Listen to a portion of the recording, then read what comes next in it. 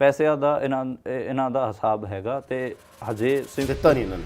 ਮਤਲਬ ਇੱਕ ਵਾਰ ਮੀਟਿੰਗ ਹੋਈ ਹੈ, ਉਹਦੇ 'ਚ ਕੱਚਾ ਪੱਕਾ ਦੇਣ ਦੀ ਕੋਸ਼ਿਸ਼ ਹੋਈ ਹੈ, ਲੇਕਿਨ ਉਹਦੇ 'ਚ ਬਹੁਤ ਵੱਡਾ ਹਿਸਾਬ ਇਹ ਨਹੀਂ ਦੇ ਪਾਏ।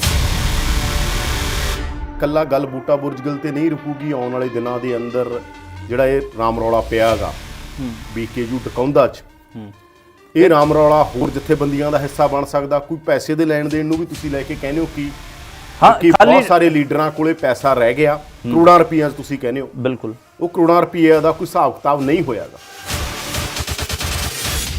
ਮਨਦੀਪ, ਅੰਦੋਲਨ ਜਦੋਂ ਚੱਲ ਰਿਹਾ ਸੀ ਤੁਹਾਡੀ ਅਰੈਸਟ ਵੀ ਹੁੰਦੀ ਹੈਗੀ ਹੈ ਨਾ, ਪਿੱਛੇ ਲੱਗਿਆ ਹੈ ਸਪੈਸ਼ਲ ਸੈੱਲ ਬਹੁਤ ਸਾਰੇ ਲੋਕਾਂ ਦੇ, ਤਾਂ ਉਦੋਂ ਤੁਸੀਂ ਸਟੇਟਮੈਂਟ ਦਿੱਤੀ ਸੀ ਕਿ ਡਰੇ ਹੋਏ ਆਗੂ ਮਰਿਆ ਹੋਇਆ ਅੰਦੋਲਨ ਪੈਦਾ ਕਰ ਦੇਗੇ। ਤੁਸੀਂ ਕਿਹਨਾਂ ਨੂੰ ਕਹਿ ਰਹੇ ਸੀ, ਕਿਉਂ ਕਹਿ ਰਹੇ ਸੀ? ਬੂਟਾ ਸਿੰਘ ਬੁਰਜਗਿੱਲ ਰਾਜੇਵਾਲ ਤੋਂ ਲੈ ਕੇ ਕਿੰਨੇ ਵੀ ਲੋਕ ਸੀਗੇ ਜਿਹੜੇ ਕਿ ਉੱਥੇ ਸਰਕਾਰ ਦੀ ਬੋਲੀ ਬੋਲ ਰਹੇ ਸੀ, ਲੋਕਾਂ ਦੀ ਜਿਹੜੀ ਪੋਜੀਸ਼ਨਾਂ ਬਣਦੀ ਪੋਜੀਸ਼ਨਾਂ ਸੀਗੀ, ਪੋਲੀਟੀਕਲ ਪੋਜੀਸ਼ਨਾਂ, ਉਹ ਨਹੀਂ ਲੈ ਰਹੇ ਸੀ। ਉਹਨਾਂ ਦਾ ਹੱਲ ਕੀ ਹੋਇਆ? ਕਿਸੇ ਦੀ ਦਿਲੋਂ ਵੀ ਤਾਂ ਇਹ ਗੱਲ ਹੋ ਸਕਦੀ ਹੈਗੀ ਰਾਜੇਵਾਲ ਦੀ ਕਿ ਨਹੀਂ, ਮੈਂ ਇਸ ਗੱਲ ਦੇ ਉੱਤੇ ਮੈਂ ਇਹਦੇ ਪੋਜੀਸ਼ਨ ਲੈਣੀ ਹੀ ਨਹੀਂ ਜੀ, ਮੇਰਾ ਰਾਈਟ ਹੈਗਾ, ਮੈਂ ਨਹੀਂ ਲੈਣੀ ਪੋਜੀਸ਼ਨ ਇਸ ਗੱਲ ਦੀ। ਕੁਝ ਲਿਸਟਾਂ ਵੀ ਦਿੱਤੀਆਂ ਗਈਆਂ ਸੀ, ਬਿਲਕੁਲ 26 ਨੂੰ ਆ ਨੌਜਵਾਨ ਫੜੇ ਜਾਣ। ਨਵਦੀਪ, ਅਮਰਜੀਤ ਦੀ ਸੀਗੀ, ਮਨਦੀਰ ਸਿੰਘ ਜੀ ਸੀਗੇ, ਹੋਰ ਵੀ ਕਈ ਨਾਂ ਸੀਗੇ, ਲੱਖੇ ਦਾ ਨਾਂ ਸੀਗਾ। ਇਹਨਾਂ ਨੂੰ ਫੜ ਕੇ ਅੰਦਰ ਦਿਓ। ਹਾਂ, ਇਹਨਾਂ ਨੂੰ ਫੜ ਕੇ ਅੰਦਰ ਦਿਓ। ਪੁਲਿਸ ਵਾਲਿਆਂ ਨੂੰ ਲਿਸਟ ਦਿੱਤੀ ਗਈ ਹੈ? ਬਿਲਕੁਲ ਦਿੱਤੀ ਗਈ। 26 ਜਨਵਰੀ ਨੂੰ ਮਤਲਬ ਅਮਿਤ ਸ਼ਾਹ ਦਾ ਵੀ ਫੋਨ ਆਇਆ, ਰਾਜਨਾਥ ਸਿੰਘ ਦਾ ਵੀ ਫੋਨ ਆਇਆ, ਤੇ ਜਿਨ੍ਹਾਂ ਬੰਦਿਆਂ ਕੋਲ ਫੋਨ ਆਇਆ ਉਹਨਾਂ 'ਚ ਡੱਲੇਵਾਲ ਤੇ ਰਾਜੇਵਾਲ ਸਾਹਿਬ ਵੀ ਸੀ। ਰਾਜੇਵਾਲ ਸਾਹਿਬ ਨੂੰ ਕਿਹਾ ਗਿਆ ਕਿ ਗਾਂਧੀ ਦਾ ਹਵਾਲਾ ਦੇ ਕੇ ਤੁਸੀਂ ਅੰਦੋਲਨ ਵਾਪਸ ਲੈ ਜਾਓ।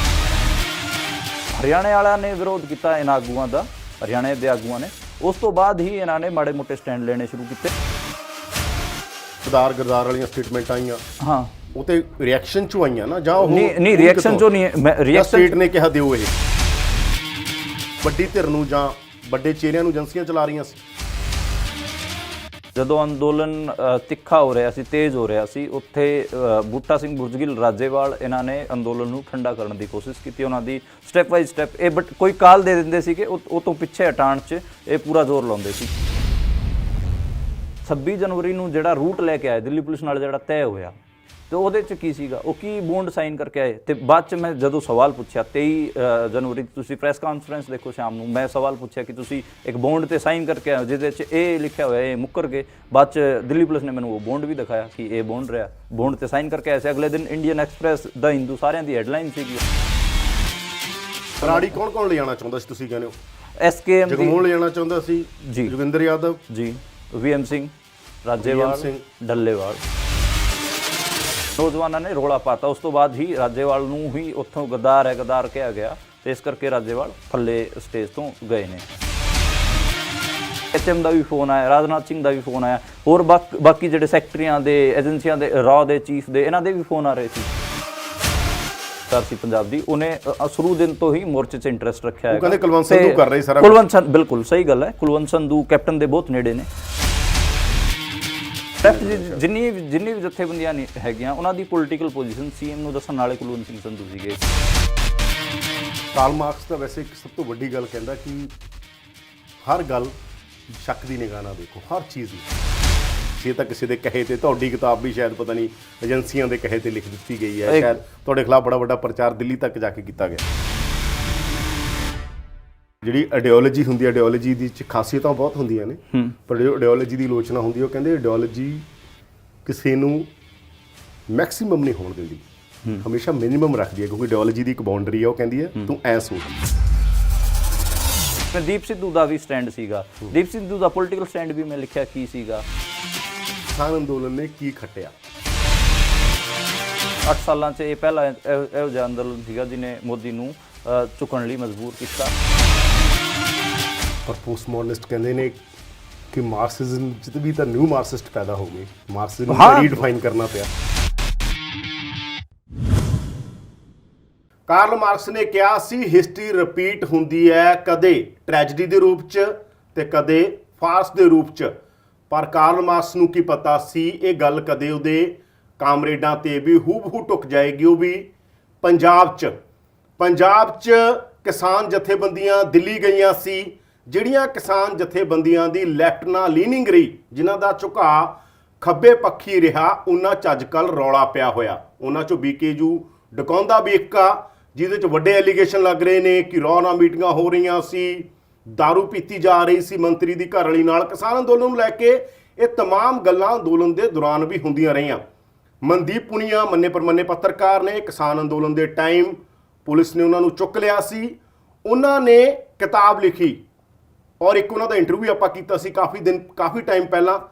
ਉਹਨਾਂ ਨੇ ਇਹ ਗੱਲਾਂ ਕਿਤਾਬ 'ਚ ਵੀ ਮੈਂਸ਼ਨ ਕੀਤੀਆਂ ਤੇ ਉਸ ਇੰਟਰਵਿਊ 'ਚ ਵੀ ਬਹੁਤ ਸਮਾਂ ਪਹਿਲਾਂ ਮੈਂਸ਼ਨ ਕਰਤੀਆਂ ਸੀ ਕਿ ਇਹ ਹੁੰਦਾ ਰਿਹਾ। ਔਰ ਉਹਨਾਂ ਦੀ ਕਿਤਾਬ ਮੇਰੇ ਹੱਥ 'ਚ ਆ।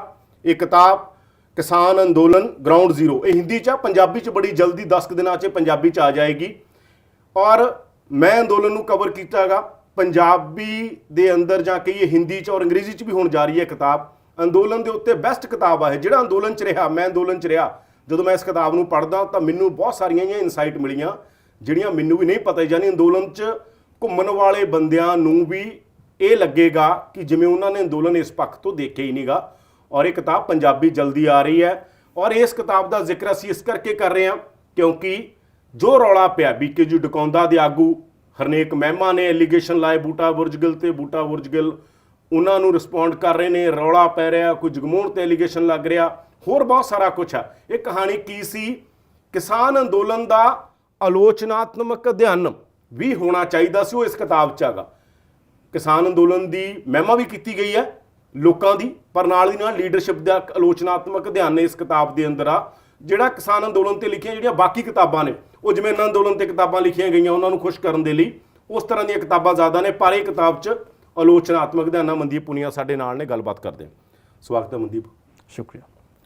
ਪਹਿਲਾ ਸਵਾਲ ਮੇਰਾ ਇਹੀ ਕਿ ਜੋ ਹੋ ਰਿਹਾ ਹੈਗਾ ਇਹ ਤੁਹਾਨੂੰ ਕਿਵੇਂ ਪਤਾ ਲੱਗਦਾ? ਸਭ ਤੋਂ ਪਹਿਲੀ ਗੱਲ ਜਿਹੜੀ ਆਈ ਹੈ ਕਿ ਰੌ ਦੇ ਅਧਿਕਾਰੀ ਵਾਲੀ ਗੱਲ ਕਿ ਬੂਟਾ ਬੁਰਜਗਿੱਲ ਰੌ ਦੇ ਅਧਿਕਾਰੀ, ਤੁਹਾਡੀ ਕਿਤਾਬ 'ਚ ਮੈਂਸ਼ਨ ਆ ਇਹ ਗੱਲ, ਮੈਂ ਤਾਂ ਪੁੱਛ ਰਿਹਾ ਕਿ ਬੂਟਾ ਬੁਰਜਗਿੱਲ ਰੌ ਦੇ ਇੱਕ ਅਧਿਕਾਰੀ ਨਾਲ ਜੁੜਿਆ ਹੋਇਆ ਸੀ। ਬੂਟਾ ਬੁਰਜਗਿੱਲ ਔਰ ਰਾਜੇਵਾਲ, ਤੁਸੀਂ ਹੋਰ ਵੀ ਕਈ ਲੀਡਰਾਂ ਦੇ ਨਾਂ ਲੈਂਦੇ ਹੋ, ਇਹ ਸਾਰੇ ਇਨ ਟੱਚ ਸੀ। ਤੇ ਇਨ ਟੱਚ ਹੋਣਾ ਕੋਈ ਮਾੜੀ ਗੱਲ ਨਹੀਂ ਹੁੰਦੀ। ਅੰਦੋਲਨਾਂ ਦੇ ਆਗੂ ਇਨ ਟੱਚ ਹੁੰਦੇ ਹੀ ਨੇਗੇ। ਅੰਦੋਲਨ ਦਾ ਅਜਿਹਾ ਕਿਹੜਾ ਦੁਨੀਆ ਦਾ ਕੋਈ ਅੰਦੋਲਨ ਅਜਿਹਾ ਨਹੀਂ। ਮੈਂ ਕਹਿੰਦਾ ਜਿੱਥੇ ਰੈਵੋਲੂਸ਼ਨ ਵੀ ਹੋ ਜਾਂਦੇ ਹੋਣਗੇ, ਹੋ ਸਕਦਾ ਐਂਡ ਤੱਕ ਉੱਥੇ ਵੀ ਕੋਈ ਐਸਟੈਬਲਿਸ਼ਮੈਂਟ ਨਾਲ, ਮਤਲਬ ਤਾਲਿਬਾਨਾਂ ਦੀ ਗੱਲ ਵੀ ਤਾਂ ਚੱਲਦੀ ਰਹੀ ਨਾ ਐਂਡ ਤੱਕ ਅਫਗਾਨ ਸਰਕਾਰ ਦੇ ਨਾਲ। ਤਾਂ ਤੁਹਾਨੂੰ ਦਿੱਕਤ ਕੀ ਲੱਗੀ ਔਰ ਤੁਸੀਂ ਇਹ ਗੱਲਾਂ ਕਿਉਂ ਲਿਖੀਆਂ ਜਿਹਦਾ ਹੁਣ ਰਾਮ ਰੌਲਾ ਪੈ ਰਿਹਾ ਹੈ? ਦੇਖੋ, ਇਨ ਟੱਚ ਹੋਣਾ ਕੋਈ ਮਾੜੀ ਗੱਲ ਨਹੀਂ ਹੁੰਦੀ, ਪਰ ਇਨ ਟੱਚ ਹੋ ਕੇ ਜਦੋਂ ਤੁਸੀਂ ਮੈਨੂਪਲੇਟਿਵ ਹੋ ਜਾਂਦੇ ਹੋ, ਤੁਸੀਂ ਮੈਨੂਪਲੇਟ ਕਰਦੇ ਹੋ ਚੀਜ਼ਾਂ ਨੂੰ, ਉਦੋਂ ਮੈਨੂੰ ਲੱਗਦਾ ਕਿ ਦਿੱਕਤ ਹੁੰਦੀ ਹੈ ਤੇ ਉਹ ਪ੍ਰੋਬਲਮੈਟਿਕ ਗੱਲ ਵੀ ਹੁੰਦੀ ਹੈ ਇੱਕ ਅੰਦੋਲਨ ਵਾਸਤੇ। ਤੇ ਦੂਜਾ, ਤੁਸੀਂ ਬੂਟਾ ਸਿੰਘ ਬੁਰਜਗਿੱਲ ਦਾ ਤੇ ਰੋਹ ਦੇ ਅਧਿਕਾਰੀ ਦਾ ਜ਼ਿਕਰ ਕੀਤਾ। ਮੈਨੂੰ ਸਭ ਤੋਂ ਪਹਿਲਾਂ ਮੈਂ ਕੈਰਾਵਨ 'ਚ ਸਟੋਰੀ ਕੀਤੀ ਜਦੋਂ 26 ਨਵੰਬਰ ਨੂੰ ਇੱਥੋਂ ਕਿਸਾਨ ਚੱਲੇ ਤੇ ਪੰਜਾਬ ਹਰਿਆਣੇ ਦੇ ਬਾਰਡਰ ਤੇ ਰੋਕੇ, ਫਿਰ ਉਹ ਉਹਨਾਂ ਨੂੰ ਤੋੜ ਕੇ ਅੱਗੇ ਦਿੱਲੀ ਬਾਰਡਰਾਂ ਤੇ ਪਹੁੰਚੇ ਤਾਂ ਉੱਥੇ ਹੀ ਕਿਸਾਨਾਂ ਨੇ ਰੁਕਣ ਦਾ ਫੈਸਲਾ ਕੀਤਾ। ਲੇਕਿਨ ਬਹੁਤ ਸਾਰੇ ਜਿਹੜੇ ਉਹ ਸੀ ਆਗੂ ਸੀ, ਉਹ ਬਰਾੜੀ ਮੈਦਾਨ ਲੈ ਜਾਣਾ ਚਾਹੁੰਦੇ ਸੀ ਤੇ ਉਹਦਾ ਵਿਰੋਧ ਹੋਇਆ। ਉਸ ਟਾਈਮ ਫਿਰ ਮੈਂ ਕੈਰਾਵਨ 'ਚ ਸਟੋਰੀ ਕੀਤੀ, VM ਸਿੰਘ, ਯੋਗਿੰਦਰ ਯਾਦਵ, ਰਾਜੇਵਾਲ, ਇਹਨਾਂ ਬਾਰੇ ਖੁਲਾਸਾ ਵੀ ਕੀਤਾ ਮੈਂ ਉਸ ਸਟੋਰੀ 'ਚ। ਕਿਤਾਬ 'ਚ ਵੀ ਮੈਂਸ਼ਨ ਹੈ ਕਿ ਉਹ ਬਰਾੜੀ ਮੈਦਾਨ ਲੈ ਜਾਣਾ ਚਾਹੁੰਦੇ ਸੀਗੇ। ਤੇ ਉਸੇ ਟਾਈਮ ਮੈਨੂੰ ਯੋਗਿੰਦਰ ਯਾਦਵ ਤੋਂ ਪਤਾ ਲੱਗਿਆ ਕਿ ਯੋਗਿੰਦਰ ਯਾਦਵ ਨੂੰ ਜਿਹੜਾ ਫੋਨ ਕੀਤਾ ਸੀਗਾ ਦਿੱਲੀ 'ਚ ਉਸ ਬਰਾੜੀ ਮੈਦਾਨ ਵਾਸਤੇ ਜਾਂ ਫਿਰ ਅੱਗੇ ਰਸਤੇ ਵਾਸਤੇ, ਉਹ ਕੀਤਾ ਸੀਗਾ ਜਗਮੋਹਨ ਨੇ, ਜਿਹੜਾ ਕਿ BKG ਡਕੌਂਦਾ ਦਾ ਲੀਡਰ ਹੈਗਾ। ਤੇ ਉਹ ਜਗਮੋਹਨ ਨੇ ਯੋਗਿੰਦਰ ਯਾਦਵ ਨੂੰ ਕਿਹਾ ਕਿ ਮੇਰੀ ਇੰਟੈਲੀਜੈਂਸ ਨਾਲ ਗੱਲ ਹੋ ਰਹੀ ਹੈ ਤੇ ਸਾਨੂੰ ਅੱਗੇ ਕੋਈ ਸੇਫ ਜੀ ਥਾਂ ਦੇਖਣੀ ਚਾਹੀਦੀ ਹੈ। ਬਰਾੜੀ ਮੈਦਾਨ ਦੀ ਵੀ ਗੱਲ ਉਦੋਂ ਹੀ ਚੱਲੀ। ਲੇਕਿਨ ਕਿਸਾਨਾਂ ਨੇ 26 ਨਵੰਬਰ ਨੂੰ, ਤੁਹਾਨੂੰ ਪਤਾ ਹੀ ਹੈ ਕਿ ਦਿੱਲੀ 'ਚ ਘਿਰ ਕੇ ਬੈਠਣ ਦੀ ਥਾਂ ਤੇ ਦਿੱਲੀ ਨੂੰ ਘੇਰ ਕੇ ਬੈਠਣ ਦਾ ਫੈਸਲਾ ਲਿਆ ਤੇ ਖੁੱਲੀ ਜੇਲ੍ਹ 'ਚ ਜਾਣ ਦੀ ਥਾਂ ਉਹਨਾਂ ਨੇ ਦਿੱਲੀ ਨੂੰ ਚਾਰੋਂ ਪਾਸੇ ਘੇਰ ਲਿਆ ਤੇ ਉਹ ਫੈਸਲਾ ਹੋਇਆ। ਮੈਂ ਇਹ ਕਹਿ ਰਿਹਾ ਕਿ ਤੁਸੀਂ ਕਹਿੰਦੇ ਜਗਮੋਹਨ ਇੰਟੈਲੀਜੈਂਸ ਨਾਲ ਇਨ ਟੱਚ ਸੀ, ਇਹ ਯੋਗਿੰਦਰ ਯਾਦਵ ਕਹਿ ਰਹੇ ਨੇ। ਹਾਂ ਬਿਲਕੁਲ, ਪ੍ਰਾਇਮਰੀ ਸੋਰਸ ਕੋਈ ਨਹੀਂ, ਤੁਹਾਡੇ ਕੋਲ ਸੈਕੰਡਰੀ ਸੋਰਸ ਨੇ। ਹਾਂ, ਜਥੇਬੰਦੀਆਂ ਦੇ ਆਗੂ ਆਮ ਤੌਰ ਤੇ ਇਨ ਟੱਚ ਹੁੰਦੇ ਨੇ ਇੰਟੈਲੀਜੈਂਸ ਦੇ ਨਾਲ। ਹਰ ਮੂਵਮੈਂਟ ਦੇ ਆਗੂ ਇਨ ਟੱਚ ਹੁੰਦੇ ਨੇ ਇੰਟੈਲੀਜੈਂਸ ਦੇ ਨਾਲ, ਏਜੰਸੀਆਂ ਦੇ ਨਾਲ। ਬੂਟਾ ਸਿੰਘ ਹੁੰਦੇ ਨੇ, ਬਿਲਕੁਲ ਹੁੰਦੇ ਨੇ। ਮੈਂ ਮੈਨੂਪਲੇਟਿਵ ਦੀ ਗੱਲ ਕਰ ਰਿਹਾ, ਉਹਦੇ ਅੱਗੇ ਹੀ ਮੈਂ ਦੱਸ ਰਿਹਾ। ਫਿਰ ਜਦੋਂ ਜਗਮੋਹਨ ਤੋਂ ਗੱਲ ਕੀਤੀ ਗਈ ਤਾਂ ਜਗਮੋਹਨ ਮੁੱਕਰ ਗਿਆ ਕਿ ਇਹੋ ਜਿਹਾ ਕੁਝ ਨਹੀਂ ਸੀਗਾ। ਤੇ ਉਸ ਤੋਂ ਇਲਾਵਾ ਬੂਟਾ ਸਿੰਘ ਬੁਰਜਗਿੱਲ ਦੀ ਗੱਲ ਹੋ ਰਹੀ ਹੈ। ਬੂਟਾ ਸਿੰਘ ਬੁਰਜਗਿੱਲ ਮਤਲਬ ਆਫਟਰ ਸ਼ੁਰੂ ਤੋਂ ਹੀ ਉਹ ਇਨ ਟੱਚ ਸੀਗੇ। ਉਹਨਾਂ ਦੇ ਮਿੱਤਰ ਵੀ ਨੇ ਇੱਕ IPS, ਉਹਨਾਂ ਦੇ ਥਰੂ ਉਹ ਇਨ ਟੱਚ ਸੀਗੇ। ਤੇ ਮਤਲਬ ਜਿਹੜਾ ਦਾਰੂ ਦੂਰੂ ਪੀਣ ਦੀ ਗੱਲ ਉਹ ਤਾਂ ਜ਼ਿਆਦਾ ਹੈ, ਚਾਹ ਪਕੌੜੇ ਵਾਲੀ ਗੱਲ ਠੀਕ ਸੱਚ ਹੈ ਕਿ ਚਾਹ ਪਕੌੜੇ ਪੀ ਕੇ ਆਏ ਨੇ ਇਹ ਮੰਤਰੀ ਦੇ ਨਾਲ। ਬਿਲਕੁਲ ਬਿਲਕੁਲ, ਇਹ ਠੀਕ ਹੈ। ਦਾਰੂ ਦਾਰੂ ਤੁਸੀਂ ਕਿਹੜਾ ਉੱਥੇ ਮੌਕੇ ਤੇ ਸੀ ਪੀਤੀ ਹੋਵੇ ਨਾ ਪੀਤੀ ਹੋਵੇ ਤਾਂ ਉਹ ਪਰ ਹਾਂ ਮੌਕੇ ਤੇ ਗਏ ਨੇ। ਬੁਰਜਗਿੱਲ ਤਾਂ ਇਹ ਨਹੀਂ ਕਹਿੰਦੇ ਕਿ ਮੈਂ ਨਹੀਂ ਪੀਂਦਾਗਾ, ਉਹਨਾਂ ਨੇ ਐਂ ਤਾਂ ਨਹੀਂ ਕਿਹਾਗਾ। ਹਾਂ ਬਿਲਕੁਲ। ਤੇ ਬੂਟਾ ਸਿੰਘ ਬੁਰਜਗਿੱਲ ਨੇ ਮੈਨੂਪਲੇਟ ਕਰਨ ਦੀ ਵੀ ਕੋਸ਼ਿਸ਼ ਕੀਤੀ ਬਹੁਤ ਥਾਂ ਤੇ। ਜਦੋਂ ਅੰਦੋਲਨ ਤਿੱਖਾ ਹੋ ਰਿਹਾ ਸੀ, ਤੇਜ਼ ਹੋ ਰਿਹਾ ਸੀ, ਉੱਥੇ ਬੂਟਾ ਸਿੰਘ ਬੁਰਜਗਿੱਲ, ਰਾਜੇਵਾਲ, ਇਹਨਾਂ ਨੇ ਅੰਦੋਲਨ ਨੂੰ ਠੰਡਾ ਕਰਨ ਦੀ ਕੋਸ਼ਿਸ਼ ਕੀਤੀ। ਉਹਨਾਂ ਦੀ ਸਟੈਪ ਬਾਈ ਸਟੈਪ ਇਹ ਬਟ ਕੋਈ ਕਾਲ ਦੇ ਦਿੰਦੇ ਸੀਗੇ, ਉਹ ਤੋਂ ਪਿੱਛੇ ਹਟਾਉਣ 'ਚ ਇਹ ਪੂਰਾ ਜ਼ੋਰ ਲਾਉਂਦੇ ਸੀਗੇ। ਤੇ ਸਟੇਟ ਜਿਹੜੀ ਬੋਲੀ ਬੋਲਦਾ ਹੈ, ਜਿਵੇਂ ਅੰਦੋਲਨਾਂ ਬਾਰੇ ਕਿਹਾ ਜਾਂਦਾ ਕਾਲਾ ਦੌਰ, ਇਹ ਤਾਂ ਉਹ ਹੋ ਜੂਗਾ, ਮਾਵਾਂ ਦੇ ਪੁੱਤ ਨਹੀਂ ਮਰੋਣੇ, ਇਹ ਨਹੀਂ ਕਰਾਣੇ, ਮਤਲਬ ਉੱਦਾਂ ਹਰਿਆਣਾ ਪੰਜਾਬ ਇਮੋਸ਼ਨਲ ਤਾਂ ਹੈਗਾ ਹੀ ਹੈ। ਤੁਸੀਂ ਚੱਲਦੇ ਅੰਦੋਲਨ 'ਚ ਜਦੋਂ ਮਤਲਬ ਕੰਟਰਾਡਿਕਸ਼ਨਾਂ ਸ਼ਾਰਪ ਹੋ ਰਹੀਆਂ ਨੇ, ਉਦੋਂ ਤੁਸੀਂ ਇਹੋ ਜਿਹੀ ਚੀਜ਼ਾਂ ਲੈ ਕੇ ਆਓ ਕਿ ਜਿਹੜੇ ਤੁਸੀਂ ਪ੍ਰੋਗਰਾਮ ਦੇ ਰੱਖੇ ਨੇ ਉਹਨਾਂ ਨੂੰ ਪਿੱਛੇ, ਮਤਲਬ KMP ਜਾਮ ਕਰਨ ਦਾ ਪ੍ਰੋਗਰਾਮ ਸੀਗਾ, ਇੱਥੋਂ ਜਾਣ ਮਤਲਬ ਦਿੱਲੀ ਬਾਰਡਰ ਸੀਲ ਕਰਨ ਦੀ ਗੱਲ ਹੋਗੀ, KMP ਇੰਡਸਟਰੀਅਲ ਰੋਡ ਸੀਗਾ, ਕਾਰਪੋਰੇਟ ਦੀ ਘੇਰਾਬੰਦੀ ਦੀ ਵੀ ਕਾਲ ਸੀਗੀ। ਪਰ ਰਾਜੇਵਾਲ ਨੇ, ਬੂਟਾ ਸਿੰਘ ਬੁਰਜਗਿੱਲ ਨੇ, ਡੱਲੇਵਾਲ ਨੇ, ਇਹਨਾਂ ਨੇ ਕਿਵੇਂ ਉਸ ਕਦੇ ਵੀ KMP ਜਾਮ ਨਹੀਂ ਹੋਣ ਦਿੱਤਾ। ਉਹ ਵੀ ਮੈਂਸ਼ਨ ਤੁਸੀਂ ਜ਼ਿਕਰ ਕਰਦੇ ਹੋ ਕਿ ਡੱਲੇਵਾਲ ਤਾਂ ਲੜੇ, ਉਹਨਾਂ ਨਾਲ ਜਿਹੜੀ ਚਿੱਠੀ ਲਿਖੀ ਗਈ ਨਹੀਂ, ਚਿੱਠੀ ਆਖਰ 'ਚ ਆ ਕੇ ਲੜੇ ਨੇ। ਡੱਲੇਵਾਲ ਦਾ ਜਿਹੜਾ ਰੋਲ ਹੈ KMP ਵਾਲੇ ਮਾਮਲੇ 'ਚ, 26 ਵਾਲੇ ਮਾਮਲੇ ਤੇ ਉਹ ਦੇਖਣ ਵਾਲਾ ਹੈਗਾ। ਡੱਲੇਵਾਲ ਬਾਅਦ 'ਚ ਡੱਲੇਵਾਲ ਸ਼ਾਰਪ ਨੇ ਇਹਨਾਂ 'ਚ, ਤੇ ਉਹਨਾਂ ਨੂੰ ਸਮਝ ਆਉਣ ਲੱਗਿਆ ਕਿ ਪੋਲੀਟੀਕਲੀ ਕਰੈਕਟ ਵੀ ਰਹਿਣਾ ਹੁੰਦਾ। ਉੱਦਾਂ ਜਿਹੜੀ 22 ਜਥੇਬੰਦੀਆਂ ਦੀ ਜਿਹੜੀ ਚਿੱਠੀ ਲਿਖਣ ਵਾਲੀ ਹੈ, ਉਹਦੇ 'ਚ ਉਹਨਾਂ ਦਾ ਜਿਹੜਾ ਕਾਕਾ ਕੋਟੜਾ ਹੈਗਾ, ਉਹ ਮੀਟਿੰਗ 'ਚ ਸ਼ਾਮਿਲ ਸੀਗਾ, ਉਹ ਵੀ ਗਿਆ ਹੈ। ਜਿਹੜੀ ਅਮਿਤ ਸ਼ਾਹ ਨੂੰ ਚਿੱਠੀ ਲਿਖੀ ਗਈ, ਲੋਕਾਂ ਨੂੰ ਨਹੀਂ ਦੱਸਿਆ ਗਿਆ, ਅੰਦੋਲਨ 'ਚ ਨਹੀਂ ਪਤਾ। ਹਾਂ, ਕਾਕਾ ਕੋਟੜਾ ਸ਼ਾਮਿਲ ਸੀ ਡੱਲੇਵਾਲ ਦਾ। ਬਾਅਦ 'ਚ ਡੱਲੇਵਾਲ ਸਾਹਿਬ ਰੋਲਾ ਪਾ ਰਹੇ ਨੇ।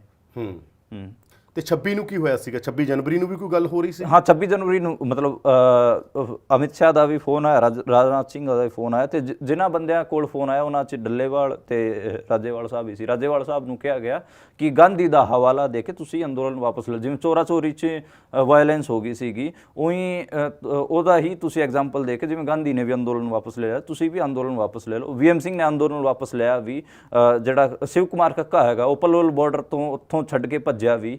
ਹੋਰ ਵੀ ਕਈ ਆਗੂ ਇੱਧਰ ਉੱਧਰ ਹੋਏ। ਚਿੱਲਾ ਬਾਰਡਰ ਤੋਂ ਜਿਹੜਾ ਠਾਕਰ ਸੀਗਾ, ਉਹ ਵੀ ਮੁੜ ਕੇ ਗਿਆ ਹੀ ਹੈ UP। ਪਰ ਇੱਥੇ ਵੀ ਜਦੋਂ 26 ਸ਼ਾਮ ਨੂੰ ਜਦੋਂ ਏਜੰਡਾ ਖੁੱਲ੍ਹਦਾ ਹੈ, ਤੇ ਡੱਲੇਵਾਲ, ਰਾਜੇਵਾਲ ਨੇ ਇਹ ਗੱਲ ਹਜੇ ਅੱਧੀ ਬੋਲੀ ਸੀ ਕਿ ਉਹਨਾਂ ਦਾ ਵਿਰੋਧ ਕਰਨਾ ਸ਼ੁਰੂ ਕਰਤਾ। ਤੇ ਹਰਿਆਣੇ ਵਾਲੇ ਜਥੇਬੰਦੀਆਂ ਨੇ 26 ਜਨਵਰੀ 'ਚ ਵਾਲੇ ਮਾਮਲੇ ਤੇ ਖਾਸਾ ਵਿਰੋਧ ਕੀਤਾ। ਪੰਜਾਬ ਵਾਲੇ ਜਥੇਬੰਦੀਆਂ ਦੇ ਜਿਹੜੇ ਕਿ ਸਟੈਂਡ ਇਹ ਲੈ ਰਹੇ ਸੀ, ਮਤਲਬ ਜਿਹੜੇ ਕਿਸਾਨ ਦਿੱਲੀ ਗਏ, ਉਹਨਾਂ ਨੂੰ ਇਹ ਸਰਦਾਰ, ਗੱਦਾਰ, ਇਸ ਕਿਸਮ ਦੇ ਜਿਹੜੀ ਸਟੇਟਮੈਂਟਾਂ ਪਾਸ ਕਰੇ ਸੀ, ਹਰਿਆਣੇ ਵਾਲਿਆਂ ਨੇ ਵਿਰੋਧ ਕੀਤਾ ਇਹਨਾਂ ਆਗੂਆਂ ਦਾ, ਹਰਿਆਣੇ ਦੇ ਆਗੂਆਂ ਨੇ। ਉਸ ਤੋਂ ਬਾਅਦ ਹੀ ਇਹਨਾਂ ਨੇ ਮਾੜੇ ਮੋਟੇ ਸਟੈਂਡ ਲੈਣੇ ਸ਼ੁਰੂ ਕੀਤੇ। ਤੁਹਾਨੂੰ ਜਿਹੜੇ ਸਰਦਾਰ ਗੱਦਾਰ ਵਾਲੀਆਂ ਸਟੇਟਮੈਂਟਾਂ ਆਈਆਂ, ਹਾਂ, ਉਹ ਤੇ ਰਿਐਕਸ਼ਨ ਚੋਂ ਆਈਆਂ ਨਾ, ਜਾਂ ਉਹ ਨਹੀਂ ਰਿਐਕਸ਼ਨ ਚੋਂ ਨਹੀਂ, ਰਿਐਕਸ਼ਨ ਸਟੇਟ ਨੇ ਕਿਹਾ ਦਿਓ। ਇਹ ਮੈਂ ਇਹ ਮੰਨਦਾ ਕਿ ਕੋਈ ਵੀ ਚੀਜ਼ ਰਿਐਕਸ਼ਨ 'ਚ ਨਹੀਂ ਹੁੰਦੀ। ਤੁਹਾਨੂੰ ਇੱਕ ਮੈਸੇਜ ਪਾਸ ਕੀਤਾ ਜਾਂਦਾ ਹੈ ਅੰਦੋਲਨ ਦੌਰਾਨ, ਤੇ ਜੇ ਉਹ ਏਜੰਸੀਆਂ ਰੋ ਜਾਂ ਫਿਰ ਸਰਕਾਰ ਦਾ ਕੋਈ ਨੁਮਾਇੰਦਾ ਉਹ ਮੈਸੇਜ ਪਾਸ ਕਰਦਾ, ਤੇ ਤੁਸੀਂ ਵੀ ਸਟੇਜ 'ਤੇ ਜਾ ਕੇ ਉਸੇ ਮੈਸੇਜ ਨੂੰ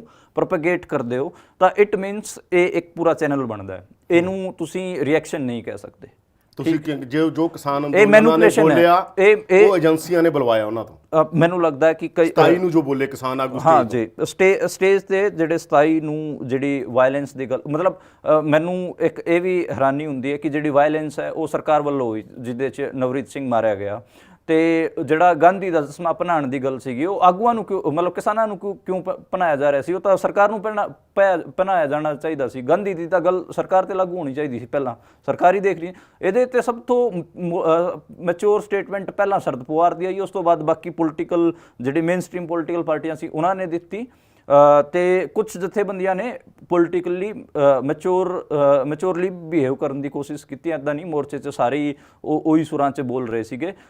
ਮੋਰਚੇ 'ਚ ਮਤਲਬ 2 ਲਾਈਨ ਸਟਰਗਲ ਜਿਹਨੂੰ ਆਪਾਂ ਕਹਿੰਦੇ ਹਾਂ, ਤੇ ਮੋਰਚੇ ਦੇ ਅੰਦਰ ਵੀ ਬਹੁਤ ਸਾਰੀ ਡਿਬੇਟਾਂ ਸੀਗੀਆਂ। ਇੱਕ ਸੈਕਸ਼ਨ ਇਹੋ ਜਿਹਾ ਸੀਗਾ ਜਿਹੜਾ ਕਿ ਇਹਨਾਂ ਲੀਡਰਸ਼ਿਪ ਨੂੰ ਲਗਾਤਾਰ ਕੁਐਸਚਨ ਕਰ ਰਿਹਾ ਸੀਗਾ।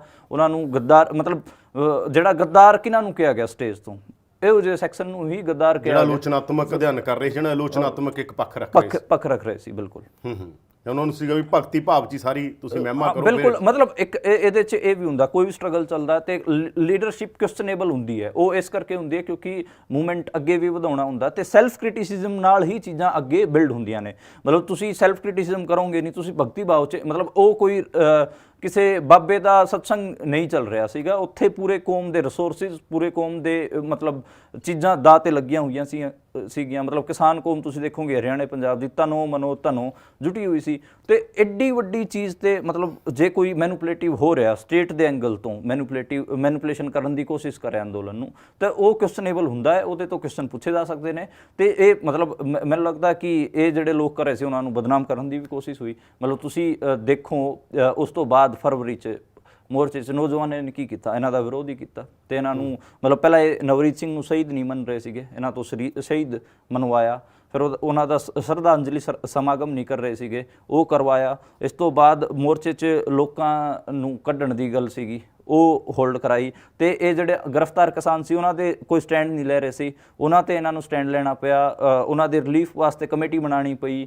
ਤੇ ਮਜ਼ਦੂਰ ਆਗੂ ਜਿਹੜੀ ਨਵਦੀਪ ਕੌਰ ਤੇ ਉਹਨਾਂ ਤੇ ਸਟੈਂਡ ਨਹੀਂ ਲੈ ਰਹੇ ਸੀ, ਉਹਨਾਂ ਤੇ ਇਹਨਾਂ ਨੂੰ ਸਟੈਂਡ ਲੈਣਾ ਪਿਆ।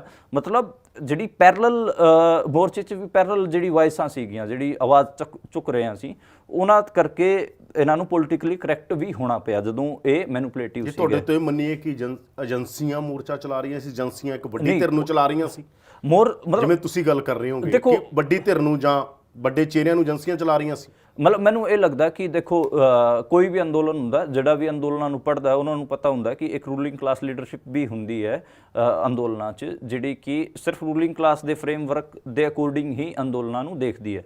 ਠੀਕ ਹੈ, ਮੈਨੂੰ ਲੱਗਦਾ ਕਿ ਰੈਜ਼ਿਸਟੈਂਸ ਕੋਈ ਵੀ ਮੂਵਮੈਂਟ ਹੋਵੇ ਉਹ ਰੂਲਿੰਗ ਕਲਾਸ ਦੇ ਨੈਰੇਟਿਵ ਤੋਂ ਨਹੀਂ ਦੇਖਿਆ। ਮਤਲਬ ਹੁਣ ਇੱਦਾਂ ਦੇ ਵੀ ਲੋਕ ਸੀਗੇ ਜਿਹੜੇ ਕਹਿੰਦੇ ਸੀਗੇ ਆਪਾਂ ਨੂੰ ਧਰਨਾ ਪ੍ਰਦਰਸ਼ਨ ਕਰਨਾ ਤਾਂ ਆਪਾਂ ਸਰਕਾਰ ਤੋਂ ਪਰਮਿਸ਼ਨ ਲੈ ਲਈਏ। ਤੇ ਮਤਲਬ ਕਈ ਇੱਦਾਂ ਦੇ ਲੋਕ ਵੀ ਸੀਗੇ ਜਿਹੜੇ ਕਹਿੰਦੇ ਸੀ ਸਾਨੂੰ ਸਰਕਾਰ ਤੋਂ ਪਰਮਿਸ਼ਨ ਲੈਣ ਦੀ ਕੀ ਲੋੜ। ਜਿਵੇਂ ਕਿਸਾਨ ਸੰਸਦ ਸੀਗੀ, ਉਹ ਸਰਕਾਰ ਦੀ ਪਰਮਿਸ਼ਨ ਨਾਲ ਹੋਇਆ ਕਿ ਤੁਸੀਂ 200 ਬੰਦੇ ਜਾਓਗੇ, ਇਹ ਕਰੋਗੇ, ਉਹ ਕਰੋਗੇ।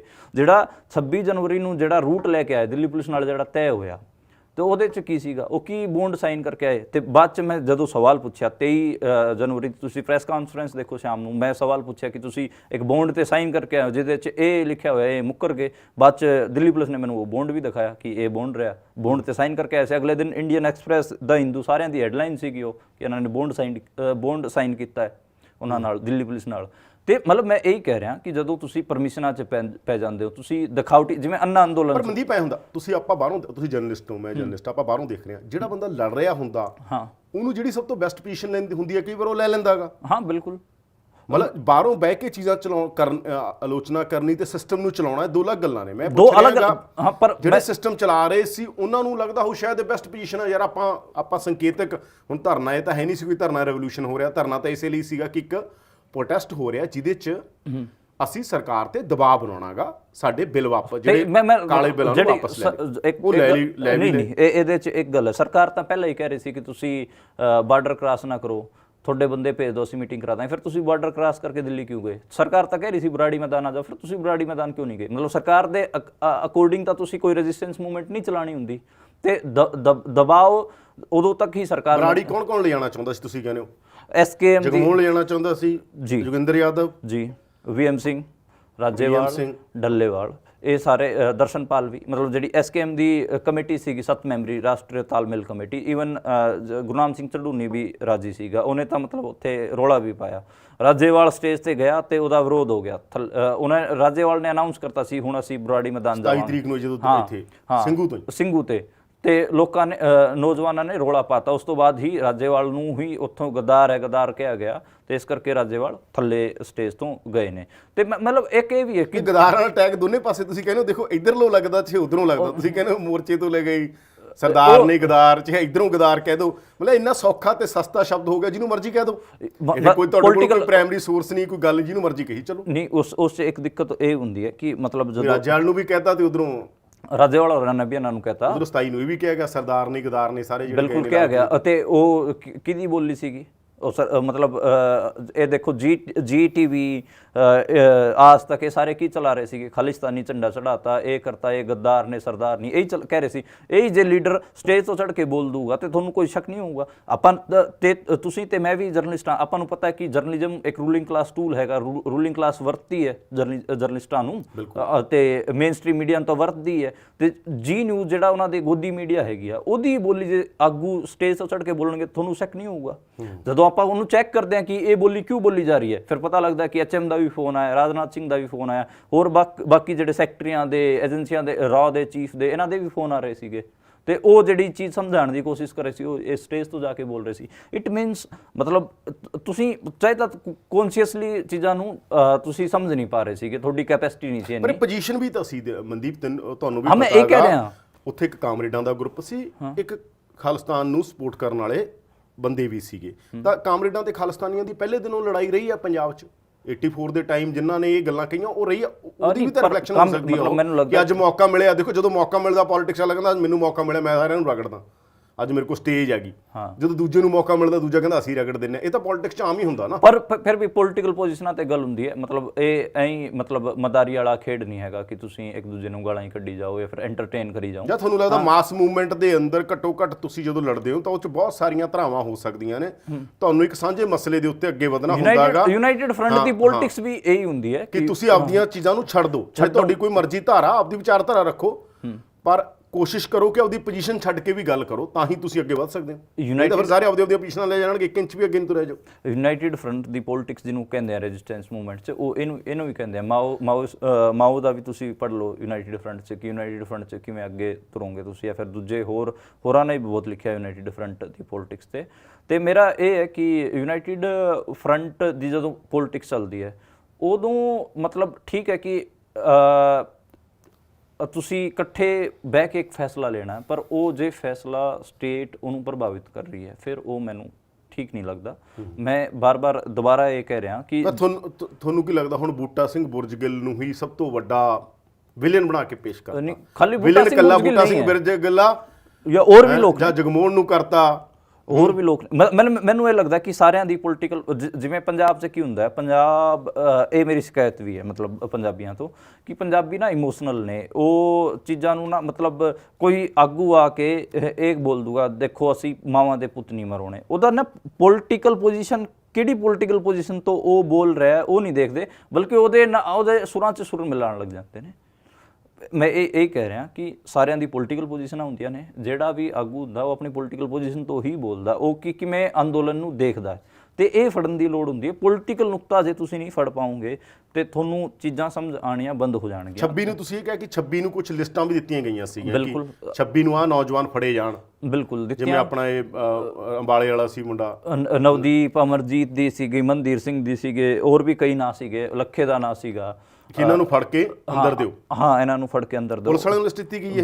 ਬਿਲਕੁਲ ਦਿੱਤੀ ਗਈ। ਤੇ ਮੋਰਚੇ ਤੋਂ ਕਈ ਨੌਜਵਾਨ, ਮਤਲਬ ਜਿਹੜਾ ਟਕੈਤ ਵਾਲਾ ਮੋਰਚਾ ਸੀ, ਟਕੈਤ ਨੇ 27 ਤਰੀਕ ਨੂੰ ਕੁਝ ਨੌਜਵਾਨਾਂ ਦੀ ਗ੍ਰਿਫਤਾਰੀ ਵੀ ਹੋਣ ਦਿੱਤੀ ਹੈ, ਇਹ ਵੀ ਮੈਂ ਲਿਖਿਆ। ਇਸ ਤੋਂ ਇਲਾਵਾ ਇੱਥੇ ਵੀ ਇਹਨਾਂ ਦਾ ਜਿਹੜਾ ਜ਼ੋਰ ਸੀਗਾ, ਪ੍ਰੈਸ ਕਾਨਫਰੰਸ ਕਰਕੇ ਇਹੀ ਕਿਹਾ ਇਹਨਾਂ ਨੇ ਵੀ ਕਿ ਜਿਹੜੀ ਪਹਿਲੀ ਪ੍ਰੈਸ ਕਾਨਫਰੰਸ ਹੈ ਕਿ ਫੜੋ ਇਹਨਾਂ ਨੂੰ, ਮਤਲਬ ਨਾ ਤਾਂ ਨਹੀਂ ਲੈ ਕਿਸੇ ਦੇ, ਪਰ ਕਹਿ ਕਿ ਗ੍ਰਿਫਤਾਰੀ ਜਿਨ੍ਹਾਂ ਨੇ ਇਹ ਕਾਰਵਾਈ ਪਾਈ ਉਹਨਾਂ ਨੂੰ ਗ੍ਰਿਫਤਾਰ ਕੀਤਾ ਜਾਣਾ ਚਾਹੀਦਾ। ਮਤਲਬ ਇਹ ਕਿਉਂ ਜੀ ਸਟੇਟਮੈਂਟ ਸੀਗੀ। ਉਸ ਤੋਂ ਬਾਅਦ ਇਹ 4 ਫਰਵਰੀ ਜਾਂ 5 ਫਰਵਰੀ ਨੂੰ ਮੁੱਕਰਦੇ ਵੀ ਨੇ ਆਪਣੀ ਸਟੇਟਮੈਂਟ ਤੋਂ, ਅਤੇ ਬਾਰ-ਬਾਰ ਸਰਕਾਰ ਨਾਲ ਇਹਨਾਂ ਦੀ ਸਮਝੌਤੇ ਕਰਨ ਦੀ ਜਿਹੜੀ ਕੋਸ਼ਿਸ਼ ਹੈ। ਜਿਵੇਂ ਤੁਸੀਂ ਆਪਾਂ ਨੂੰ ਸਿਰਫ ਇੱਕ ਮੋਟਾ ਇੰਨਾ ਹੀ ਪਤਾ ਆਮ ਲੋਕਾਂ ਨੂੰ ਕਿ ਇਹ 3 ਸਾਲ ਦੇ ਸਸਪੈਂਸ਼ਨ ਤੇ ਮੰਨਣ ਨੂੰ ਤਿਆਰ ਸੀਗੇ, ਪਰ ਮਤਲਬ ਇੱਕ ਧਿਰ ਵਾਈਜ਼ ਇਹ ਨਹੀਂ ਪਤਾ ਕਿ ਕਿਹੜੀ ਧਿਰਾਂ ਮੰਨਣ ਨੂੰ ਤਿਆਰ ਸੀ। ਉਹ ਵੀ ਮੈਂ ਮੈਂਸ਼ਨ ਕੀਤੀਆਂ ਨੇ, ਜਿਵੇਂ ਜਿਹੜਾ ਉਗਰਾਹਾਂ ਸਾਹਿਬ ਸੀਗੇ, ਉਹਨਾਂ ਨੇ ਮਾਰਚ 'ਚ ਨਿਊਜ਼ ਕਲਿੱਕ ਤੇ ਇੰਟਰਵਿਊ ਦਿੱਤਾ ਸੀਗਾ, ਉਹਨਾਂ ਦੀ ਜਿਹੜੇ ਅੰਦੋਲਨ ਨੂੰ ਦੇਖਣ ਦੀ ਪੋਜੀਸ਼ਨ ਕਿ ਉਹ 3 ਸਾਲ ਦੇ ਸਸਪੈਂਡ ਵਾਸਤੇ ਮੰਨਣ ਨੂੰ ਤਿਆਰ ਸੀ। ਉਹਨਾਂ ਨੇ ਪ੍ਰਸ਼ਾਂਤ ਭੂਸ਼ਣ ਦੀ ਉਹ ਵੀ ਲਾਈ ਸੀ। ਇਹੀ ਕਹਿ ਰਹੇ ਨੇ ਬੂਟਾ ਸਿੰਘ ਬੁਰਜਗਿੱਲ ਜਾਂ ਹੋਰ ਇਹੀ ਕਹਿ ਰਹੇ ਨੇ ਕਿ ਇਹ ਤਾਂ ਸਾਰੀਆਂ ਗੱਲਾਂ ਉਧਰੋਂ ਦੂਜੇ ਪਾਸੇ ਵੀ ਚੱਲ ਰਹੀਆਂ ਸੀਗੀਆਂ, ਮੈਂ ਸਾਰਿਆਂ ਦੀ ਚਰਚਾ ਸੀ। ਮੈਂ ਇਹੀ ਕਹਿ ਰਿਹਾ ਕਿ ਪਰ ਲੋਕਾਂ ਨੇ ਨਹੀਂ ਹੋਣ ਦਿੱਤਾ ਨਾ, ਇਹ ਵੀ ਤਾਂ ਤੁਸੀਂ ਦੇਖੋ। ਮਤਲਬ ਜਿਵੇਂ ਇੱਕ ਅੰਦੋਲਨ ਦੇ ਹਾਸਲ ਹੁੰਦਾ, ਤੇ ਮੈਨੂੰ ਲੱਗਦਾ ਕਿ ਜੇ ਇਹ 32 ਧਿਰਾਂ ਸੀ ਤਾਂ ਇੱਕ ਧਿਰ ਮਤਲਬ ਲੋਕ ਵੀ ਸੀਗੇ, ਤੇ ਲੋਕ ਜ਼ਿਆਦਾ ਵੱਡੀ ਧਿਰ ਬਣ ਕੇ ਉਭਰੇ ਕਿਉਂਕਿ ਉਹਨਾਂ 'ਚ ਕ੍ਰਿਟੀਕਲ ਸੋਚਣ ਦੀ, ਸਮਝਣ ਦੀ ਸਮਰੱਥਾ ਸੀਗੀ। ਮੋਰਚੇ 'ਚ ਇਹੋ ਜਿਹੇ ਨੌਜਵਾਨ ਸੀਗੇ ਜਿਹੜੇ ਕਿ ਕ੍ਰਿਟੀਕਲੀ ਚੀਜ਼ਾਂ ਨੂੰ ਦੇਖ ਰਹੇ ਸੀ ਤੇ ਉਹਨਾਂ ਨੂੰ ਕੁਐਸਚਨ ਕਰ ਰਹੇ ਸੀਗੇ। ਉਹ ਮੈਨੂੰ ਠੀਕ ਲੱਗਦਾ ਹੈ। ਕੈਪਟਨ ਅਮਰਿੰਦਰ ਸਿੰਘ ਨਾਲ ਵੀ ਤੁਸੀਂ ਜ਼ਿਕਰ ਕੀਤਾਗਾ ਕਿਤਾਬ ਦੇ ਅੰਦਰ ਕਿ ਕੈਪਟਨ ਅਮਰਿੰਦਰ ਸਿੰਘ ਅਕਤੂਬਰ ਮਹੀਨੇ ਦੀ 9 ਤਰੀਕ ਨੂੰ ਸਮੇਂ ਪਤਾ ਲੱਗਾ ਜਦੋਂ ਮੇਰੀ ਗੱਲ ਕੈਪਟਨ ਅਮਰਿੰਦਰ ਸਿੰਘ ਦੀ, ਤਾਂ ਇਹ ਕੀ ਮਤਲਬ ਇਹ ਵੀ ਚਰਚਾ ਹੋ ਰਹੀ ਹੈ ਬੂਟਾ ਬਰਜਗਾਲ ਵਾਲੇ ਮਸਲੇ 'ਚ, ਉਹ ਵੀ ਬੋਲ ਰਹੇ ਨੇ। ਇਹ ਤਾਂ ਜਨਰਲੀ ਆਉਂਦੇ ਸੀ ਅਫਸਰ, ਤਾਂ ਮੁਲਾਕਾਤਾਂ ਤਾਂ ਕਰਨੀਆਂ ਹੀ ਪੈਂਦੀਆਂ ਸੀ, ਉਹ ਕਹਿੰਦੇ ਤਾਂ ਖੁੱਲਾ ਕੰਮ ਸੋਚ ਕੇ 'ਚ ਮਸਲਾ ਕੀ ਹੈਗਾ, ਸਰਕਾਰ ਤਾਂ ਆ ਕੇ ਗੱਲ ਕਰੂ, ਸਾਨੂੰ ਕਰਨੀ ਪੈਣੀ ਹੈ। ਨਹੀਂ, ਕੈਪਟਨ ਨੇ ਕਾਂਗਰਸ ਸਰਕਾਰ, ਜਿਹੜੀ ਕਾਂਗਰਸ ਸਰਕਾਰ ਸੀ ਪੰਜਾਬ ਦੀ, ਉਹਨੇ ਸ਼ੁਰੂ ਦਿਨ ਤੋਂ ਹੀ ਮੋਰਚੇ 'ਚ ਇੰਟਰਸਟ ਰੱਖਿਆ ਹੈ। ਉਹ ਕਹਿੰਦੇ ਕੁਲਵੰਤ ਸੰਧੂ ਕਰ ਰਹੇ ਸਾਰਾ ਕੁਲਵੰਤ ਸੰਧੂ, ਬਿਲਕੁਲ ਸਹੀ ਗੱਲ ਹੈ। ਕੁਲਵੰਤ ਸੰਧੂ ਕੈਪਟਨ ਦੇ ਬਹੁਤ ਨੇੜੇ ਨੇ। ਕੁਲਵੰਤ ਸੰਧੂ ਹੀ ਜਿਹੜੇ ਲੈਫਟ ਦੀ ਜਥੇਬੰਦੀਆਂ ਹੈਗੀਆਂ ਪੰਜਾਬ ਦੀ, RMPI ਦੇ, ਹਾਂ ਮਤਲਬ ਲੈਫਟ ਦੀ ਜਿੰਨੀ ਵੀ ਜਥੇਬੰਦੀਆਂ ਹੈਗੀਆਂ, ਉਹਨਾਂ ਦੀ ਪੋਲੀਟੀਕਲ ਪੋਜੀਸ਼ਨ ਸੀਐਮ ਨੂੰ ਦੱਸਣ ਵਾਲੇ ਕੁਲਵੰਤ ਸਿੰਘ ਸੰਧੂ ਸੀਗੇ ਕਿ ਇਹ ਐ ਸੋਚਦੇ ਨੇ, ਇਹ ਐ ਸੋਚਦੇ ਨੇ। ਕੈਪਟਨ ਨੂੰ ਕੁਝ ਨਹੀਂ ਪਤਾ ਇਹਨਾਂ ਲੈਫਟ ਦੀ ਜਥੇਬੰਦੀਆਂ ਬਾਰੇ, ਕੁਲਵੰਤ ਸੰਧੂ ਦੱਸਣ ਵਾਲੇ ਨੇ। ਤੇ ਇਹ ਮਤਲਬ ਕੈਪਟਨ ਦਾ ਮੈਂ ਦੱਸ ਦੇਣਾ, ਇਹ ਮੈਨੂੰ ਕਮੈਂਟ ਕਰਨਾ ਜ਼ਰੂਰ ਲੱਗਦਾ ਕਿ ਪੰਜਾਬ ਸਰਕਾਰ ਇਸ ਅੰਦੋਲਨ 'ਚ ਸ਼ੁਰੂ ਦਿਨ ਤੋਂ ਇੰਟਰਸਟਡ ਸੀਗੀ। ਹਰਦਿਆਲ ਮਾਨ ਦੀ ਜਿਹੜੀ ਐਂਟਰੀ ਹੈ, ਭਾਰਗਵ ਦੀ ਜਿਹੜੀ ਐਂਟਰੀ ਹੈਗੀ, ਜਿਹੜੇ ਕਿ ਅਫਸਰ ਨੇ, ਉਹਨਾਂ ਦੀ ਐਂਟਰੀ, ਉਹਨਾਂ ਬਾਰੇ ਵੀ ਲਿਖਿਆ, ਉਹ ਕਿੱਥੇ ਰਹਿੰਦੇ ਸੀਗੇ, ਉਹ ਕਿਵੇਂ ਕਿਹੜੇ ਆਗੂਆਂ ਨਾਲ ਇਨ ਟੱਚ ਸੀਗੇ। ਜਿਹੜੀ 8 ਦਸੰਬਰ ਨੂੰ ਅਮਿਤ ਸ਼ਾਹ ਨਾਲ ਮੀਟਿੰਗ ਹੁੰਦੀ ਕਿਸਾਨ ਆਗੂਆਂ ਨੇ, ਉਹ ਕਿਵੇਂ ਅਰੇਂਜ ਕਰਾਈ ਗਈ ਤੇ ਕਿਹਨਾਂ ਤੇ ਕਹਿਣ ਤੇ ਹੋਈ, ਤੇ ਉਹ ਮੈਂ ਸਾਰਾ ਲਿਖਿਆ। ਤੇ ਕੈਪਟਨ ਅਮਿਤ ਸ਼ਾਹ ਸ਼ੁਰੂਆਤ 'ਚ ਥੋੜਾ ਮਾੜਾ ਮੋਟਾ ਸੀਗਾ ਕਿ ਕੈਪਟਨ ਨੇ ਕਿਹਾ ਕਿ ਇਹਨਾਂ ਨੂੰ ਸੈਟਲ ਕਰ ਲਓ, ਪਰ ਗੱਲ ਬਣੀ ਨਹੀਂ। ਬਾਅਦ 'ਚ ਤਾਂ ਕੈਪਟਨ ਅਮਿਤ ਸ਼ਾਹ ਦੀ ਬੋਲੀ ਹੀ ਬੋਲਦਾ ਸੀਗਾ। ਈਵਨ ਅਕਤੂਬਰ ਮਹੀਨੇ 'ਚ ਇਹਨਾਂ ਦੀ ਉਹ ਵੀ ਕਰਾਤੀ ਸੀਗੀ, ਸਤੰਬਰ ਮਹੀਨੇ ਪਹਿਲਾਂ ਜੀ ਕੈਪਟਨ ਹੀ ਸਮਝੌਤਾ ਕਰਾਉਣਗੇ, ਇਹ ਵੀ ਗੱਲ ਚੱਲ ਰਹੀ ਸੀ। ਇਹ ਵੀ ਚੱਲ ਰਹੀ ਸੀ। ਮਤਲਬ ਕੈਪਟਨ ਨੂੰ ਸਤੰਬਰ ਮਹੀਨੇ 'ਚ ਆ ਕੇ ਇਹ ਪਤਾ ਲੱਗਿਆ ਸੀਗਾ ਕਿ ਉਹਦੇ ਹੱਥੋਂ ਜਿਹੜੀ ਗੇਮ ਜਾ ਚੁੱਕੀ ਹੈ, ਇਸ ਕਰਕੇ ਉਹ ਨਵੀਂ ਗੇਮ ਸਿਰਜਣ ਦੀ ਕੋਸ਼ਿਸ਼ ਕਰ ਰਹੇ ਸੀਗੇ। ਉਹਨੇ ਅਮਿਤ ਸ਼ਾਹ, ਜਿਹੜਾ ਰਾਜੇਵਾਲ ਨੇ ਚਿੱਠੀ ਲਿਖੀ ਹੈ ਅਮਿਤ ਸ਼ਾਹ ਨੂੰ, ਉਹ ਵੀ ਕੈਪਟਨ ਦੇ ਇਸ਼ਾਰੇ ਤੇ ਹੀ ਕੀਤੀ ਹੈ, ਤੇ ਉਹ ਸਮਝੌਤਾ ਹੋ ਰਿਹਾ ਸੀਗਾ ਤੇ ਫਾਈਨਲ ਵੀ ਹੋ ਗਿਆ ਸੀਗਾ। ਉਹ ਤਾਂ 3 ਅਕਤੂਬਰ ਨੂੰ ਲਖੀਮਪੁਰ ਖੀਰੀ ਇੰਸੀਡੈਂਟ ਵਾਪਰ ਗਿਆ, ਨਹੀਂ ਤਾਂ ਅਕਤੂਬਰ ਦੇ ਕਿਸੇ ਦਿਨ ਇਹ ਸਮਝੌਤਾ ਹੋ ਕੇ ਮਤਲਬ ਅੰਦੋਲਨ ਖਤਮ ਹੋ ਸਕਦਾ ਸੀਗਾ। ਇਹ ਮੇਰੀ ਉਹ ਹੈ।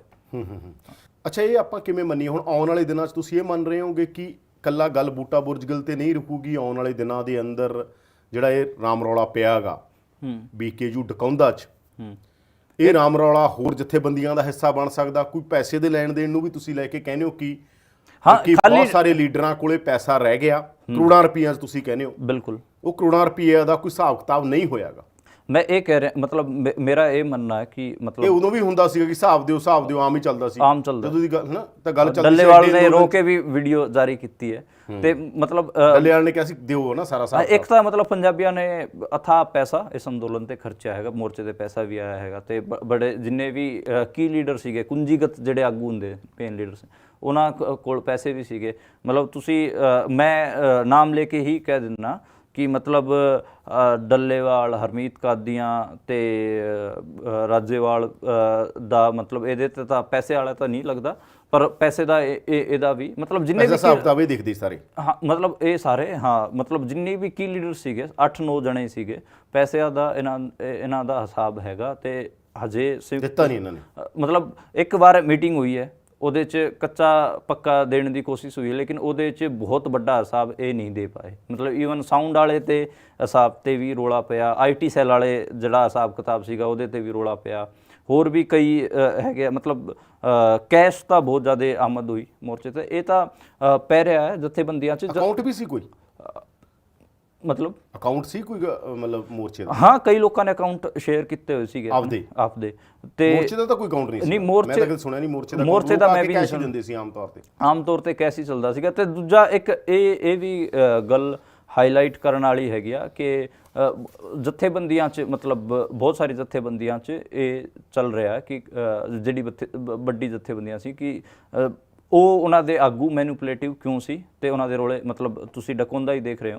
ਹੋਰ ਮਤਲਬ ਜਿਹੜਾ ਇੰਨੇ ਖਲਾਰੇ ਪਏ ਨੇ ਅੱਡ ਜਥੇਬੰਦੀਆਂ 'ਚ, ਮਤਲਬ ਇਹਦੇ BKU ਗਰਾਹਾਂ 'ਚ ਵੀ ਚੱਲ ਰਿਹਾ ਹੈ, ਤੇ ਹੋਰ ਵੀ ਕਈ ਜਥੇਬੰਦੀਆਂ 'ਚ ਚੱਲ ਰਿਹਾ। ਤੇ ਉਹ ਇਸੇ ਨੂੰ ਉਹਨਾਂ ਦਾ ਦੇਖੋ ਪੈਸਾ ਕੋਈ ਮਸਲਾ ਨਹੀਂ ਹੁੰਦਾ, ਪੈਸਾ ਤਾਂ ਕੋਈ ਨਹੀਂ, ਪੋਲੀਟੀਕਲ ਨੁਕਤਾ ਹੈਗਾ ਕਿ ਤੁਸੀਂ ਮੈਨੂਪੂਲੇਟਿਵ ਕਿਉਂ ਸੀਗੇ ਅੰਦੋਲਨ ਬਾਰੇ, ਤੇ ਤੁਸੀਂ ਸਮਝੌਤੇ ਕਰਨ ਦੀ ਕੋਸ਼ਿਸ਼ ਕਿਉਂ ਕਰ ਰਹੇ ਸੀਗੇ, ਤੇ ਕਿਉਂ ਤੁਸੀਂ ਮਤਲਬ ਅੰਦੋਲਨ ਦੇ ਜਿਹੜੇ ਉਹ ਸੰਘਰਸ਼ੀਲ ਨੌਜਵਾਨ ਸੀਗੇ ਉਹਨਾਂ ਨੂੰ ਬਦਨਾਮ ਕੀਤਾ, ਉਹਨਾਂ ਦੇ ਅਗੇਂਸਟ ਇਹਨਾਂ ਸਾਰਾ ਕੁਝ ਵਿੱਢਿਆ। ਇਹ ਸਵਾਲ ਤਾਂ ਉੱਠਦੇ ਹੀ ਨਹੀਂ। ਕਾਰਲ ਮਾਰਕਸ ਤਾਂ ਵੈਸੇ ਇੱਕ ਸਭ ਤੋਂ ਵੱਡੀ ਗੱਲ ਕਹਿੰਦਾ ਕਿ ਹਰ ਗੱਲ ਸ਼ੱਕ ਦੀ ਨਿਗਾਹ ਨਾਲ ਦੇਖੋ, ਹਰ ਚੀਜ਼ ਨੂੰ।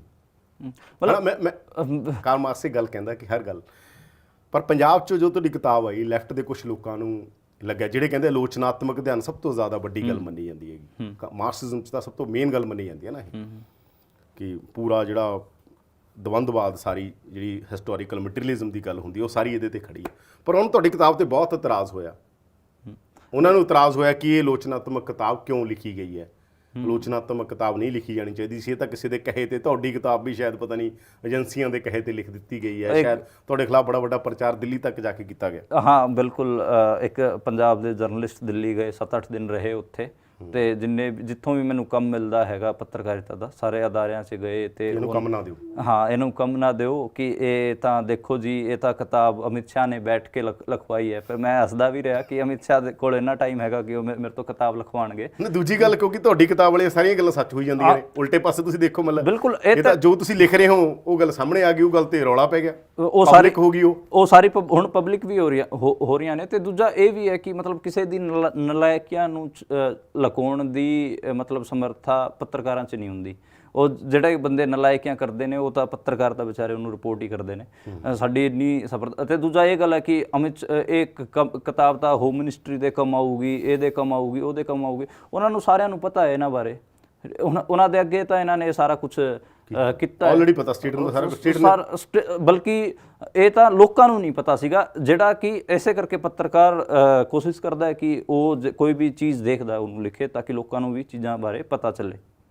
ਪਰ ਕਹਿੰਦੇ ਨਾ, ਮਤਲਬ ਵੀ ਜਿਹੜੀ ਆਈਡੀਓਲੋਜੀ ਹੁੰਦੀ ਹੈ, ਆਈਡੀਓਲੋਜੀ ਦੀ ਖਾਸੀਅਤਾਂ ਬਹੁਤ ਹੁੰਦੀਆਂ ਨੇ, ਪਰ ਜੋ ਆਈਡੀਓਲੋਜੀ ਦੀ ਆਲੋਚਨਾ ਹੁੰਦੀ ਹੈ, ਉਹ ਕਹਿੰਦੇ ਆਈਡੀਓਲੋਜੀ ਕਿਸੇ ਨੂੰ ਮੈਕਸਿਮਮ ਨਹੀਂ ਹੋਣ ਦਿੰਦੀ, ਹਮੇਸ਼ਾ ਮਿਨੀਮਮ ਰੱਖਦੀ ਹੈ, ਕਿਉਂਕਿ ਆਈਡੀਓਲੋਜੀ ਦੀ ਇੱਕ ਬਾਉਂਡਰੀ ਹੈ, ਉਹ ਕਹਿੰਦੀ ਹੈ ਤੂੰ ਐ ਸੋਚ।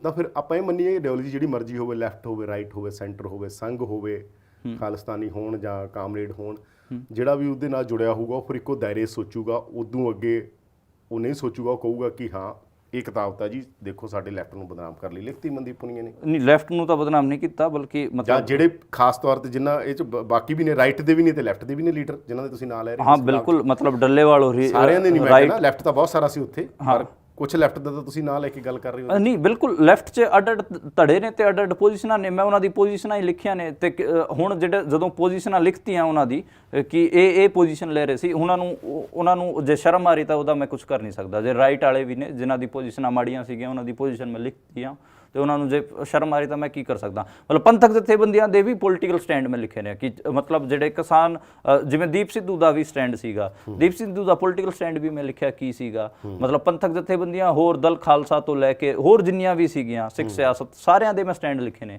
ਕਿ ਉਹ ਇਹਨਾਂ ਬਾਰੇ ਇਹ ਸੋਚਦੇ ਨੇ ਕਿ ਇਹ ਮਾਮਲਾ ਇਵੇਂ ਮੁੱਕਣਾ ਚਾਹੀਦਾ।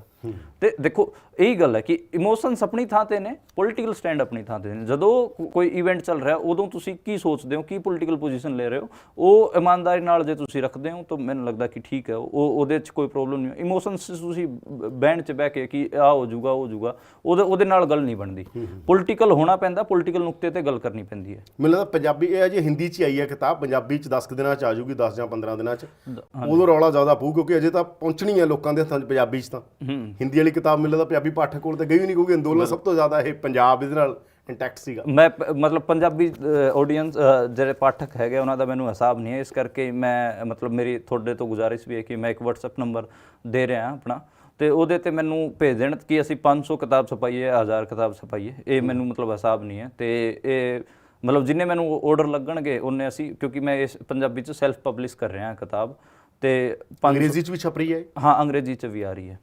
ਤੇ ਤੁਸੀਂ ਮੂਲ ਹਿੰਦੀ 'ਚ, ਪਰ ਇਹ ਅੰਗਰੇਜ਼ੀ ਤੇ ਪੰਜਾਬੀ ਦੋਵਾਂ 'ਚ ਹੀ ਆ ਰਹੀ ਹੈ। ਹਾਂ, ਤੇ ਜਿਹੜੀ ਭਾਸ਼ਾ ਹਿੰਦੀ 'ਚ ਵੀ ਮੈਂ ਲਿਖੀ ਹੈ ਉਹ ਹਰਿਆਣਵੀ ਪੰਜਾਬੀ ਮਿਕਸ ਭਾਸ਼ਾ ਹੈਗੀ ਆ। ਮੈਂ ਹਿੰਦੀ ਮਤਲਬ ਆਪਣੇ ਆਪ ਨੂੰ ਹਿੰਦੁਸਤਾਨੀ ਲਿਖੀ ਹੈ। ਹਿੰਦੁਸਤਾਨੀ ਭਾਸ਼ਾ ਕਿਹਾ ਜਾਂਦਾ ਨਾ, ਜਿਹੜੀ ਸਾਰਿਆਂ ਦੀ ਰਲੀ ਮਿਲੀ ਭਾਸ਼ਾ ਸੀਗੀ। ਜੀ ਬਿਲਕੁਲ।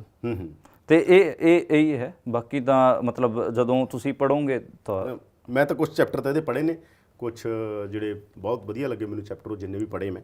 ਤੇ ਅੰਦੋਲਨ ਨੂੰ ਤੁਸੀਂ ਕੀ ਦੇਖਦੇ ਹੋਗੇ? ਮਤਲਬ ਜੇ ਮੈਂ ਤੁਹਾਡੇ ਤੋਂ ਇੱਕ ਟਿੱਪਣੀ ਮੰਗਾ ਕਿਸਾਨ ਅੰਦੋਲਨ ਦੇ ਉੱਤੇ, ਕਿ ਕਿਸਾਨ ਅੰਦੋਲਨ ਦੀ ਪ੍ਰਾਪਤੀ ਕੀ ਹੈ, ਜਾਂ ਕਿਸਾਨ ਅੰਦੋਲਨ ਨੇ ਕੀ ਖੱਟਿਆ, ਕਿਸਾਨ ਅੰਦੋਲਨ ਨੇ ਪੰਜਾਬ ਲਈ, ਦੇਸ਼ ਲਈ ਕੀ ਮਤਲਬ ਉਹਦੇ 'ਚ ਉਹ ਹੈ। ਜਿਹੜਾ ਮੇਰਾ ਆਖਰੀ ਚੈਪਟਰ ਹੈ ਉਹਦਾ ਨਾਮ ਵੀ ਹਾਰ ਜਾਂ ਜੀਤ ਹੀ ਹੈ। ਮਤਲਬ ਮੈਂ ਖੁਦ ਵੀ ਨਹੀਂ, ਮੈਂ ਉੱਥੇ ਪੜ੍ਹਨਾ, ਮੈਂ ਉਲਟੇ ਪਾਸੇ ਪੜ੍ਹਨਾ ਸ਼ੁਰੂ ਕੀਤੀ ਹੈ ਤੁਹਾਡੀ ਕਿਤਾਬ। ਅੱਛਾ, ਤਾਂ ਹਾਰ ਜਾਂ ਜੀਤ ਜਿਹੜਾ ਚੈਪਟਰ ਹੈਗਾ ਉਹ ਲਿਖਣ ਦਾ ਵੀ ਮੇਰਾ ਇਹ ਕਾਰਨ ਸੀਗਾ। ਦੇਖੋ ਅੰਦੋਲਨ ਦੇ ਕੁਝ ਮੈਕਸਿਮਮ ਮਤਲਬ ਉਹਦੇ 'ਚ ਕੀ ਨਿਕਲ ਸਕਦਾ ਸੀਗਾ ਉਹ ਵੀ ਗੱਲ ਹੁੰਦੀ ਹੈ, ਤੇ ਕੀ ਨਿਕਲਿਆ ਉਹ ਵੀ ਗੱਲ ਹੁੰਦੀ ਹੈ। ਤੇ ਕੀ ਨਿਕਲਿਆ ਤੇ ਜੇ ਗੱਲ ਕਰੀਏ ਤਾਂ ਮੈਨੂੰ ਲੱਗਦਾ ਕਿ 8 ਸਾਲਾਂ 'ਚ ਇਹ ਪਹਿਲਾ ਇਹੋ ਜਿਹਾ ਅੰਦੋਲਨ ਸੀਗਾ ਜਿਹਨੇ ਮੋਦੀ ਨੂੰ ਝੁਕਣ ਲਈ ਮਜਬੂਰ ਕੀਤਾ। ਮਤਲਬ ਇਸ 'ਚ ਇੱਕ ਲਾਈਨ ਹੈ, ਉਸ ਨਾ ਝੁਕਣ ਵਾਲੀ ਤਾਕਤ ਨੂੰ ਝੁਕਾ ਲਿਆ ਗਿਆ ਸੀ। ਤੇ ਉਹ ਹੈਗਾ। ਤੇ ਉਸ ਤੋਂ ਅਗਲੀ ਲਾਈਨ ਵੀ ਇੱਕ ਹੈਗੀ ਆ ਜਿਹੜੀ ਮੁਕਤੀ ਬੋਧ ਦੀ ਕਵਿਤਾ ਦੀ ਉਹੀ ਪੜਨ ਲੱਗਿਆ ਸੀਗਾ हाँ कि वो कविता आ रही है, उनके लिए मुझे मुक्ति बोध याद आ रहे हैं, हम इसलिए मरे कि ज़रूरत से ज़्यादा नहीं, बहुत बहुत कम हम बागी थे। हाँ, इसका मतलब ये है ਬਾਗੀ ਤਾਂ ਸੀ ਪਰ ਘੱਟ ਸੀਗੇ, ਅਸੀਂ ਤਾਂ ਮਰ ਗਏ। ਤਾਂ ਮਰ ਗਏ। ਜੇ ਪੂਰੇ ਹੋ ਜਾਂਦੇ ਤਾਂ ਸ਼ਾਇਦ। ਹਾਂ, ਮਤਲਬ ਮੈਨੂੰ ਲੱਗਦਾ ਕਿ ਇਸ 'ਚ ਰੈਵੋਲੂਸ਼ਨਰੀ ਪੋਟੈਂਸ਼ੀਅਲ ਸੀਗਾ। ਮੈਂ ਨਹੀਂ ਕਹਿ ਰਿਹਾ ਕਿ ਹਾਂ ਰੈਵੋਲੂਸ਼ਨ ਹੋ ਜਾਂਦੀ। ਰੈਵੋਲੂਸ਼ਨਰੀ ਪੋਟੈਂਸ਼ੀਅਲ ਮੈਂ ਕਿਉਂ ਕਹਿ ਰਿਹਾ, ਕਿਉਂਕਿ ਪਹਿਲੀ ਵਾਰ ਲੋਕ ਜਿਹੜੇ ਕਿ ਇਨਕਮ ਇਨਕੁਐਲਿਟੀ ਉਹਦੇ ਤੇ ਗੱਲ ਕਰ ਰਹੇ ਸੀਗੇ, ਕਾਰਪੋਰੇਟ ਅਡਾਨੀ ਅੰਬਾਨੀ ਦਾ ਨਾਂ ਲੈ ਕੇ ਉਹਨਾਂ ਦੇ ਮਾਲ, ਉਹਨਾਂ ਦੇ ਸਾਇਲੋਜ਼ ਦਾ ਘਿਰਾਅ ਕਰ ਰਹੇ ਸੀਗੇ। ਪਹਿਲੀ ਵਾਰ ਕਿਸਾਨ ਰੂਰਲ ਕ੍ਰਾਈਸਿਸ ਤੇ ਸੀਰੀਅਸਲੀ ਗੱਲ ਕਰ ਰਿਹਾ ਸੀਗਾ, ਨਾਲੇ ਮਜ਼ਦੂਰ ਦੀ ਵੀ ਗੱਲ ਹੋ ਰਹੀ ਸੀ। ਇੱਦਾਂ ਮਤਲਬ ਲੱਗ ਰਿਹਾ ਸੀਗਾ ਕਿ ਇਹਦਾ ਪੋਟੈਂਸ਼ੀਅਲ ਬਹੁਤ ਜ਼ਿਆਦਾ, ਮਤਲਬ ਘੱਟੋ ਘੱਟ ਪੋਲੀਟੀਕਲ ਟ੍ਰੇਨਿੰਗ ਦੇਣ ਤੱਕ ਦਾ ਤਾਂ ਪੋਟੈਂਸ਼ੀਅਲ ਇਸ ਅੰਦੋਲਨ ਦਾ ਸੀਗਾ। ਤਾਂ ਹੋਈ ਵੀ ਹੋਈ ਵੀ, ਪਰ ਇਸ ਤੋਂ ਜ਼ਿਆਦਾ ਤੱਕ ਵੀ ਮਤਲਬ ਪੋਲੀਟੀਕਲ ਪ੍ਰੋਗਰਾਮ ਦੇਣ ਦੀ ਵੀ ਸਮਰੱਥਾ ਇਸ ਅੰਦੋਲਨ 'ਚ ਸੀਗੀ। ਪਰ ਉਹ ਹੁਣ ਤੁਸੀਂ ਦੇਖੋ ਆਫਟਰ ਦਿਸ ਅੰਦੋਲਨ ਕਿਸਾਨ ਆਗੂਆਂ ਨੇ ਕੋਈ ਪੋਲੀਟੀਕਲ ਪ੍ਰੋਗਰਾਮ ਵੀ ਨਹੀਂ ਦਿੱਤੇ, ਕੁਝ ਹੋਇਆ ਵੀ ਨਹੀਂ। ਔਰ ਜਿਹੜੀ ਪੋਲੀਟੀਕਲ ਜਿਨ੍ਹਾਂ ਨੇ ਸਕੂਲਿੰਗ ਵੀ ਹੋਈ ਉਹ ਨੌਜਵਾਨ ਤੇ ਉਹ ਲੋਕ ਹੁਣ ਬਿਖਰ ਗਏ। ਇਹ ਇਸ ਕਰਕੇ ਮੈਂ ਕਹਿੰਦਾ ਕਿ ਜਿਹੜਾ ਮੁਕਤੀ ਬੋਧ ਦੀ ਆਖਰੀ ਕਵਿਤਾ ਦੀ ਲਾਈਨਾਂ ਨਾਲ ਹੀ ਮੈਂ ਇਸ ਕਿਤਾਬ ਦੀ ਸਮਾਪਤੀ ਕੀਤੀ ਹੈ ਕਿ ਅਸੀਂ ਇਸ ਲਈ ਮਰੇ ਕਿਉਂਕਿ ਅਸੀਂ ਜ਼ਰੂਰਤ ਤੋਂ ਜ਼ਿਆਦਾ ਨਹੀਂ, ਬਹੁਤ ਘੱਟ ਅਸੀਂ ਬਾਗੀ ਸੀਗੇ। ਤੇ ਇਸ ਕਰਕੇ ਇਹ ਸਮਾਪਤੀ ਹੈਗੀ। ਪਰ ਇਸ ਤੋਂ ਪਹਿਲੀ ਲਾਈਨ ਇਹ ਹੈ ਕਿ ਉਸ ਨਾ ਝੁਕਣ ਵਾਲੀ ਤਾਕਤ ਨੂੰ ਝੁਕਾ ਲਿਆ ਗਿਆ ਸੀ। ਇਸ ਕਰਕੇ ਆਖਰੀ ਚੈਪਟਰ ਵੀ ਹਾਰ ਜਾਂ ਜੀਤ ਹੀ ਹੈ। ਮਤਲਬ ਤੁਹਾਨੂੰ ਖੁਦ ਹੀ ਐਨਾਲਿਸਿਸ ਕਰਨਾ ਪਊਗਾ। ਪੰਜਾਬ ਹਰਿਆਣੇ ਨੂੰ ਬੈਠ ਕੇ ਖੁਦ ਹੀ ਐਨਾਲਿਸਿਸ, ਮੈਂ ਸਿਰਫ ਫੈਕਟ ਭਰੋਸੇ ਨੇ। ਮਤਲਬ ਮੇਰੀ ਜਿਹੜੀ ਪੱਤਰਕਾਰਿਤਾ ਦੀ ਵੀ ਪੋਜੀਸ਼ਨ ਉਹ ਹੈ, facts are sacred, comments are free. ਮਤਲਬ ਕਮੈਂਟ ਤੁਸੀਂ ਕੁਝ ਵੀ ਕਰੀ ਚੱਲੋ, ਫਰੀ ਹੁੰਦੇ ਨੇ, ਲੇਕਿਨ ਫੈਕਟਸ ਜਿਹੜੇ ਨੇ ਉਹ ਪਵਿੱਤਰ ਹੁੰਦੇ ਨੇ। ਫੈਕਟਸ ਤੇ ਹੀ ਰਹਿ ਕੇ ਗੱਲ ਕਰਨੀ। ਤੇ ਮੈਂ ਇਹ ਵੀ ਮਤਲਬ ਪੋਸਟ ਮਾਡਰਨਿਸਟ ਆਈਡੀਆ ਨੂੰ ਵੀ ਖਾਰਿਜ ਕਰਾਂ ਜਿਹਦੇ 'ਚ ਕਿਹਾ ਜਾਂਦਾ ਹੈ ਕਿ ਮਤਲਬ ਇੱਕ ਘਟਨਾ ਦੇ 10 ਸੱਚ ਹੋ ਸਕਦੇ ਨੇ। ਉਹ ਮੈਂ ਚੀਜ਼ ਨਹੀਂ ਮੰਨਦਾ। ਮੈਨੂੰ ਲੱਗਦਾ ਕਿ ਫੈਕਟ ਇੱਕ ਹੀ ਹੁੰਦਾ, ਉਹਦੇ ਤੇ ਆਲੇ ਦੁਆਲੇ ਉਹਦੇ ਤੇ ਗੱਲਾਂ ਹੁੰਦੀਆਂ ਨੇ, ਮਤਲਬ ਕਮੈਂਟਸ ਫਰੀ, ਯਾਨੀ ਕਿ ਕਮੈਂਟ ਹੁੰਦੇ ਨੇ ਕਿ ਆਹ ਫੈਕਟ ਨੂੰ ਤੁਸੀਂ ਇੱਦਾਂ ਦੇਖਣਾ। ਮਤਲਬ ਜਿਵੇਂ ਇੱਕ ਮੈਂ ਇਹਦਾ ਐਗਜ਼ਾਮਪਲ ਵੀ ਦੇ ਦਿੰਦਾ ਕਿ ਕਿਤਾਬ 'ਚ ਇੱਕ ਮੈਂ ਕਿਸਾਨ ਰੋਸ ਪਰੇਡ ਨੂੰ ਜਦੋਂ ਆਗੂਆਂ ਨੇ ਕਿਸਾਨ ਗਣਤੰਤਰ ਦਿਵਸ ਪਰੇਡ ਕੀਤਾ ਗਿਆ ਤੇ ਉਹਦੇ ਵੀ ਪੋਲੀਟੀਕਲ ਮਾਇਨੇ ਨੇ ਤੇ ਉਹ ਇੱਕ ਫੈਕਟ ਹੈਗਾ। ਤੁਸੀਂ ਉਹਦਾ ਕੀ ਮਾਇਨੇ ਕੱਢਣੇ ਚਾਹੋਗੇ? ਇੱਕ ਮਾਇਨਾ ਤਾਂ ਇਹ ਵੀ ਹੋ ਸਕਦਾ ਕਿ ਕਿਸਾਨ ਆਗੂਆਂ ਨੇ ਜਿਹੜੀ ਭਾਰਤ ਰਾਜ ਸੱਤਾ ਸੀਗੀ ਉਹਦੇ ਪ੍ਰਤੀ ਆਪਣੀ ਵਫਾਦਾਰੀ ਦਿਖਾਈ। ਦੂਜਾ ਫੈਕਟ ਇਹ ਵੀ ਹੋ ਸਕਦਾ ਕਿ ਉਹਨਾਂ ਨੇ ਡਿਸਿਪਲਿਨ ਹੋ ਕੇ ਅੰਦੋਲਨ ਕਰਨ ਦੀ ਕੋਸ਼ਿਸ਼ ਕੀਤੀ। ਮਤਲਬ ਕਮੈਂਟ ਨੇ, ਫੈਕਟ ਇੱਕ ਹੀ ਹੈ ਕਿ ਇਹਨਾਂ ਨੇ ਉਹ ਪਰੇਡ ਦਾ ਨਾਂ ਬਦਲਿਆ। ਤਾਂ ਇਹ ਮੈਂ ਕਹਿ ਰਿਹਾ, ਇਹ ਮੇਰੀ ਪੋਜੀਸ਼ਨ ਹੈ ਕਿ ਫੈਕਟਾਂ 'ਤੇ ਤੁਸੀਂ ਦੇਖ ਸਕਦੇ ਹੋ। ਉਸ ਤੋਂ ਇਲਾਵਾ ਜਿਹੜੇ ਵੀ ਕਮੈਂਟ ਹੋਣਗੇ ਉਹ ਤਾਂ ਫਰੀ ਹੁੰਦੇ ਨੇ। ਲੋਕ ਆਪਣੇ ਪੋਲੀਟੀਕਲ ਪੋਜੀਸ਼ਨਸ ਦੇ ਹਿਸਾਬ ਨੂੰ ਫੈਕਟਾਂ ਨੂੰ ਮੈਨੀਪੂਲੇਟ ਕਰਦੇ ਨੇ। ਪਰ ਪੋਸਟ ਮਾਡਰਨਿਸਟ ਕਹਿੰਦੇ ਨੇ ਕਿ ਮਾਰਕਸਿਜ਼ਮ 'ਚ ਵੀ ਤਾਂ ਨਿਊ ਮਾਰਕਸਿਸਟ ਪੈਦਾ ਹੋ ਗਏ, ਮਾਰਕਸਿਜ਼ਮ ਨੂੰ ਰੀਡਿਫਾਈਨ ਕਰਨਾ ਪਿਆ। ਚੀਜ਼ਾਂ ਹੋ ਰਹੀਆਂ ਨੇ, ਮਤਲਬ ਯੂਰਪ 'ਚ ਨਿਊ ਲੈਫਟ ਦਾ ਜਿਹੜਾ ਮੈਂ ਇਹੀ ਕਹਿ ਰਿਹਾਗਾ। ਫਿਰ ਤੁਸੀਂ ਤੇ ਪੋਸਟ ਮਾਡਰਨ ਦੇ ਤਾਂ ਪੂਰੇ ਉਹ ਕਰਤਾ ਤੇ ਉਹ ਜਦੋਂ ਮਾਰਕਸਿਜ਼ਮ ਦੇ ਅੰਦਰ ਦੇਖੋ ਆਪਣੀ ਫੈਕਟ ਨਿਊ ਲੈਫਟ ਜਦੋਂ ਆਇਆ ਤੇ ਇੱਕ ਤਰ੍ਹਾਂ ਦਾ ਰੀਡਿਫਾਈਨ ਮਤਲਬ ਮੈਂ ਇਹ ਚੀਜ਼ਾਂ ਹੋ ਰਹੀਆਂ ਨੇ। ਇੱਕ ਦੇਖੋ ਮਾਰਕਸ ਨੂੰ ਨਵੇਂ ਸਿਰੋਂ ਫੜ ਕੇ ਰੀਡਿਫਾਈਨ ਕੀਤਾ ਜਾ ਰਿਹਾ। ਇਸ 'ਚ ਇਹੀ ਹੈ ਯਾਦਵਿੰਦਰ ਕਿ ਪੱਤਰਕਾਰਿਤਾ 'ਚ ਆਪਾਂ ਵਿਚਰਦੇ ਹਾਂ ਫੈਕਟਸ ਨਾਲ ਹਰ ਰੋਜ਼ ਹੀ। ਤੁਸੀਂ ਫੈਕਟਸ ਨੂੰ ਕਿਵੇਂ ਦੇਖਦੇ ਹੋ ਉਹ ਪੋਜੀਸ਼ਨ ਹੁੰਦੀ ਹੈ, ਤੇ ਮੈਂ ਆਪਣੀ ਜਿਹੜੀ ਫੈਕਟਸ ਨੂੰ ਦੇਖਣ ਦੀ ਜਿਹੜੀ ਪੋਜੀਸ਼ਨ ਸੀਗੀ ਉਹ ਮੈਂ ਕਲੀਅਰ ਕੀਤੀ। ਮਨਦੀਪ, ਅੰਦੋਲਨ ਜਦੋਂ ਚੱਲ ਰਿਹਾ ਸੀ ਤੁਹਾਡੀ ਅਰੈਸਟ ਵੀ ਹੁੰਦੀ ਹੈਗੀ ਹੈ ਨਾ। ਇੱਕ ਤਾਂ ਅਰੈਸਟ ਵਾਲਾ ਕਿੱਸਾ ਵੀ ਥੋੜ੍ਹਾ ਜਿਹਾ ਦੱਸੋ ਹੈ ਨਾ, ਲੋਕਾਂ ਨੂੰ ਪਤਾ ਲੱਗੇ। ਦੂਸਰਾ, ਬਹੁਤ ਸਾਰੀਆਂ ਹੋਰ ਵੀ ਗ੍ਰਿਫਤਾਰੀਆਂ ਹੋ ਰਹੀਆਂ ਸੀ, ਪਿੱਛੇ ਲੱਗਿਆ ਹੈ ਸਪੈਸ਼ਲ ਸੈੱਲ ਬਹੁਤ ਸਾਰੇ ਲੋਕਾਂ ਦੇ। ਤਾਂ ਉਦੋਂ ਤੁਸੀਂ ਸਟੇਟਮੈਂਟ ਦਿੱਤੀ ਸੀ ਕਿ ਡਰੇ ਹੋਏ ਆਗੂ ਮਰਿਆ ਹੋਇਆ ਅੰਦੋਲਨ ਪੈਦਾ ਕਰਦੇ ਨੇ। ਤੁਸੀਂ ਕਿਹਨਾਂ ਨੂੰ ਕਹਿ ਰਹੇ ਸੀ, ਕਿਉਂ ਕਹਿ ਰਹੇ ਸੀਗੇ? ਦੇਖੋ ਜਿਵੇਂ ਡਰਿਆ ਹੋਇਆ ਪੱਤਰਕਾਰ ਮਰਿਆ ਹੋਇਆ ਲੋਕਤੰਤਰ ਪੈਦਾ ਕਰਦਾ, ਉਹੀ ਡਰੇ ਹੋਏ ਆਗੂ ਕਿਸੇ ਅੰਦੋਲਨ ਦੇ ਉਹ ਮਰਿਆ ਹੋਇਆ ਅੰਦੋਲਨ ਹੀ ਪੈਦਾ ਕਰਦੇ ਨੇ। ਮੈਂ ਇਸ ਕਰਕੇ ਕਹਿ ਰਿਹਾ ਸੀਗਾ ਜਦੋਂ ਅੰਦੋਲਨ 'ਚ ਸ਼ਾਮਿਲ ਲੋਕਾਂ ਨੇ ਜਿਨ੍ਹਾਂ ਨੇ ਮਦਦ ਕੀਤੀ ਜਾਂ ਫਿਰ ਜਿਹੜੇ ਕਿ ਸਿੰਪੈਥਾਈਜ਼ਰ ਸੀਗੇ ਉਹਨਾਂ 'ਤੇ ਹਮਲੇ ਹੋ ਰਹੇ ਸੀਗੇ, ਤੇ ਜਾਂ ਫਿਰ ਜਿਹੜੇ ਕਿਸਾਨ ਦਿੱਲੀ ਗਏ ਉਹਨਾਂ ਨੂੰ ਜਦੋਂ ਗ੍ਰਿਫਤਾਰ ਕੀਤਾ ਜਾ ਰਿਹਾ ਸੀਗਾ ਤੇ ਕਿਸਾਨ ਆਗੂਆਂ ਦੀ ਬੋਲੀ ਬਹੁਤ ਮਾੜੀ ਸੀ। ਇਸ ਕਰਕੇ ਹੀ ਮੈਂ ਸਟੇਟਮੈਂਟ ਦਿੱਤੀ ਸੀ ਤਾਂ ਕਿ ਉਹ ਜਿਹੜੀ ਆਪਣੀ ਪੋਜੀਸ਼ਨ ਹੈਗੀ ਆ, ਸਟੇਟ ਦਾ ਜਿਹੜਾ ਰਿਪਰੈਸ਼ਨ ਹੈਗਾ ਉਹਦੇ ਤੇ ਚੰਗੇ ਤਰੀਕੇ ਨਾਲ ਲੈਣ। ਤੇ ਜਿਹੜੇ ਮਤਲਬ ਇੱਕ ਮੈਨੂੰ ਇਹ ਵੀ ਦੇਖਿਆ ਕਿ 10 ਦਸੰਬਰ ਨੂੰ ਜਦੋਂ ਪੋਲੀਟੀਕਲ ਪ੍ਰਿਜ਼ਨਰਸ ਦੀ ਗੱਲ ਆਈ ਤਾਂ ਉਦੋਂ ਵੀ ਪੈਰ ਮੋਰਚੇ ਨੇ ਪਿੱਛੇ ਖਿੱਚੇ। ਤਾਂ ਇਸ ਕਰਕੇ ਇਹ ਬਹੁਤ ਸਾਰੇ ਮੁੱਦੇ ਸੀਗੇ ਜਿਨ੍ਹਾਂ ਤੇ ਮੋਰਚਾ ਪੈਰ ਪਿੱਛੇ ਖਿੱਚ ਰਿਹਾ ਸੀ। ਕਈ ਵਾਰ ਇਹ ਤਾਂ ਹੁੰਦਾ ਕਿ ਅੰਦੋਲਨ ਜਿਹੜੀਆਂ ਗੱਲਾਂ ਤੇ ਫੋਕਸ ਆ ਉਹਨਾਂ ਤੇ ਹੀ ਰੱਖੋ, ਨਹੀਂ ਐ ਹੁੰਦਾ ਨਾ ਆਮ ਤੌਰ ਤੇ ਕਿ ਯਾਰ ਉਹਨੂੰ ਇੰਨਾ ਡਿਵਰਟ ਨਾ ਜੇ- ਕਰੋ, ਹਰ ਇਸ਼ੂ ਦੇ ਨਾਲ ਜੋੜੀ ਚੱਲੋ। ਨਹੀਂ, ਡਾਇਵਰਟ ਕਰਨ ਦੀ ਗੱਲ ਨਹੀਂ ਹੁੰਦੀ। ਇਹ ਗੱਲ ਹੁੰਦਾ ਕਿ ਤੁਸੀਂ ਘੱਟੋ ਘੱਟ ਜਨਤਾ ਨੂੰ ਆਪਣੀ ਪੋਲੀਟੀਕਲ ਪੋਜੀਸ਼ਨਾਂ ਅੱਡ-ਅੱਡ ਮੁੱਦਿਆਂ ਤੇ ਦੱਸ ਰਹੇ ਹੁੰਦੇ ਹੋ। ਤੁਸੀਂ ਪੋਲੀਟੀਕਲ ਪ੍ਰਿਜ਼ਨਰਾਂ ਵਾਸਤੇ ਅੰਦੋਲਨ ਕਰਨ ਨਹੀਂ ਗਏ ਸੀਗੇ, ਲੇਕਿਨ ਇੱਕ ਦਿਨ ਉਹਨਾਂ ਨੂੰ ਜੇ ਸਮਰਪਿਤ 10 ਦਸੰਬਰ ਦਾ ਮੈਂ ਕਹਿੰਦਾ ਉੱਥੇ ਰਾਈਟ ਵਿੰਗ ਸੀਗਾ, ਆਪਾਂ ਮੰਨ ਲਓ ਰਾਜੇਵਾਲ ਰਾਈਟ ਵਿੰਗ ਆ, ਹਰਮੀਤ ਕਾਗਦੀਆਂ ਰਾਈਟ ਵਿੰਗ ਆ, ਇਹ ਰਾਈਟ ਵਿੰਗ ਦੇ ਬੰਦੇ ਨੇ, ਕਿਉਂ ਉਸ ਗੱਲ ਦੇ ਉੱਤੇ ਪੋਜੀਸ਼ਨ ਲੈਣ, ਮੈਨੂੰ ਇਹ ਦੱਸੋ। ਤਾਂ ਫਿਰ 10 ਬੰਦੇ ਰਾਈਟ ਵਿੰਗ ਦੇ ਕਹਿਣਗੇ ਨਹੀਂ ਸਾਡੀ ਇਹਦੇ ਨਾਲ ਸਹਿਮਤੀ ਨਹੀਂ ਹੈਗੀ। ਪਰ ਮੈਨੂੰ ਤਾਂ ਇਹ ਲੱਗਦਾ ਹੈ ਕਿ ਇਹ ਫਿਰ ਸੋਚਣ ਦੀ ਲੋੜ ਹੈਗੀ ਕਿ ਬਈ ਰਾਈਟ ਵਿੰਗ ਦਾ ਮਤਲਬ ਕੀ ਹੈ, ਤੇ ਤਾਂ ਮਤਲਬ ਉਹਨਾਂ ਬੰਦਿਆਂ ਨਾਲ ਅੰਦੋਲਨ ਹੋ ਸਕਦਾ ਹੈ। ਇਹ ਹੋਇਆ ਨਾ ਕਿਸਾਨ ਅੰਦੋਲਨ ਚ ਹੋਇਆ ਕਿ ਰਾਈਟ ਵਿੰਗ, ਲੈਫਟ ਵਿੰਗ ਤੇ ਪੰਥਕ ਸਾਰੇ ਇਕੱਠੇ ਸੀਗੇ। ਪਰ ਤੁਸੀਂ ਇਹ ਵੀ ਚੈੱਕ ਕਰੋ ਕਿ ਕਿਹੜੇ ਆਗੂਆਂ ਨੇ ਪ੍ਰੋ ਸਟੇਟ ਪੋਜੀਸ਼ਨਾਂ ਲਿੱਤੀਆਂ, ਤੇ ਔਰ ਫਿਰ ਉਹਨਾਂ ਦਾ ਹਾਲ ਦੇਖ ਲਓ ਬਾਅਦ ਚ ਕੀ ਹੋਇਆ। ਮਤਲਬ ਬੂਟਾ ਸਿੰਘ ਬੁਰਜਗਿੱਲ ਰਾਜੇਵਾਲ ਤੋਂ ਲੈ ਕੇ ਕਿੰਨੇ ਵੀ ਲੋਕ ਸੀਗੇ ਜਿਹੜੇ ਕਿ ਉੱਥੇ ਸਰਕਾਰ ਦੀ ਬੋਲੀ ਬੋਲ ਰਹੇ ਸੀ, ਲੋਕਾਂ ਦੀ ਜਿਹੜੀ ਪੋਜੀਸ਼ਨਾਂ ਬਣਦੀ ਪੋਜੀਸ਼ਨਾਂ ਸੀਗੀ, ਪੋਲੀਟੀਕਲ ਪੋਜੀਸ਼ਨਾਂ, ਉਹ ਨਹੀਂ ਲੈ ਰਹੇ ਸੀ। ਉਹਨਾਂ ਦਾ ਹਾਲ ਕੀ ਹੋਇਆ ਫਿਰ? ਇਹ ਬਣਦੀ ਪੋਜੀਸ਼ਨ ਮਨਦੀਪ ਤੁਹਾਡੇ ਲਈ ਕੋਈ ਪੋਜੀਸ਼ਨ ਹੋ ਸਕਦਾ ਬਣਦੀ ਹੋਵੇ, ਤੁਹਾਡੇ ਵਾਸਤੇ ਕੀ ਹੈ? ਮੈਨੂੰ ਲੱਗਦਾ, ਮੈਂ ਇਹ ਗੱਲ ਨੂੰ ਛੱਡੋ, ਮੈਂ ਜਨਰਲ ਇੱਕ ਗੱਲ ਕਰਦਾ ਹਾਂ, ਤੁਹਾਡੇ ਲਈ ਕੋਈ ਪੋਜੀਸ਼ਨ ਬੜੀ ਪ੍ਰਿੰਸੀਪਲੀ ਤੁਹਾਨੂੰ ਲੱਗਦਾ, ਮੇਰੇ ਲਈ ਪੋਜੀਸ਼ਨ ਇਹ ਬਣਦੀ ਹੈ ਐਜ਼ ਏ ਨਾਗਰਿਕ। ਮੈਂ ਨਾਗਰਿਕ ਦੇ ਤੌਰ ਤੇ ਐਜ਼ ਏ ਨਾਗਰਿਕ ਹੀ ਆਪਾਂ ਮੰਨ ਲੈਂਦੇ ਹਾਂ, ਐਜ਼ ਏ ਨਾਗਰਿਕ ਮੈਨੂੰ ਲੱਗਦਾ ਮੈਂ ਨਹੀਂ ਸਹਿਮਤ ਹੈਗਾ ਇਸ ਗੱਲ ਨਾਲ। ਜਿਵੇਂ ਆਪਾਂ ਪੋਸਟ ਮੋਡਰਨਿਜ਼ਮ ਤੇ ਨਿਊ ਮਾਰਕਸਿਸਟਾਂ ਦੇ ਜਾਂ ਮਾਰਕਸਿਜ਼ਮ ਦੀ ਡਿਬੇਟ ਆਪਾਂ ਕਰਨ ਲੱਗ ਗਏ, ਅੰਦੋਲਨ 10 ਗੱਲਾਂ, ਮੇਰੀ ਗੱਲ ਤਾਂ ਸੁਣ ਲਓ। ਤਾਂ ਮੈਂ ਕਹਿ ਰਿਹਾ ਹਾਂ ਕਿ ਕਿਸੇ ਦੀ ਦਿਲੋਂ ਵੀ ਤਾਂ ਇਹ ਗੱਲ ਹੋ ਸਕਦੀ ਹੈਗੀ ਰਾਜੇਵਾਲ ਦੀ ਕਿ ਨਹੀਂ ਮੈਂ ਇਸ ਗੱਲ ਦੇ ਉੱਤੇ ਮੈਂ ਇਹਦੇ ਪੋਜੀਸ਼ਨ ਲੈਣੀ ਹੋਈ ਨਹੀਂ ਗੀ, ਮੇਰਾ ਰਾਈਟ ਹੈਗਾ, मैं नहीं लेनी पोजीशन इस गल दे उत्ते। इसमें एक प्रॉब्लम है, मैं आंदोलन में किसानां दे मुद्दे ते आया, मैं इस गल दे उत्ते रहना। इसमें एक प्रॉब्लम है क्योंकि आप आंदोलन करने आए हैं, तुसी आंदोलन करन आए ना, ਤੇ ਜਿਨ੍ਹਾਂ ਬੰਦਿਆਂ ਦੀ ਗੱਲ ਹੋ ਰਹੀ ਹੈ ਉਹ ਤੁਹਾਡੇ ਤੋਂ 2 ਸਾਲ ਪਹਿਲਾਂ ਅੰਦੋਲਨ ਕਰ ਰਹੇ ਸੀਗੇ। ਅੰਦੋਲਨਕਾਰੀ ਹੀ ਤਾਂ ਜੇਲ੍ਹਾਂ 'ਚ ਡੱਕੇ ਹੋਏ ਨੇ ਨਾ।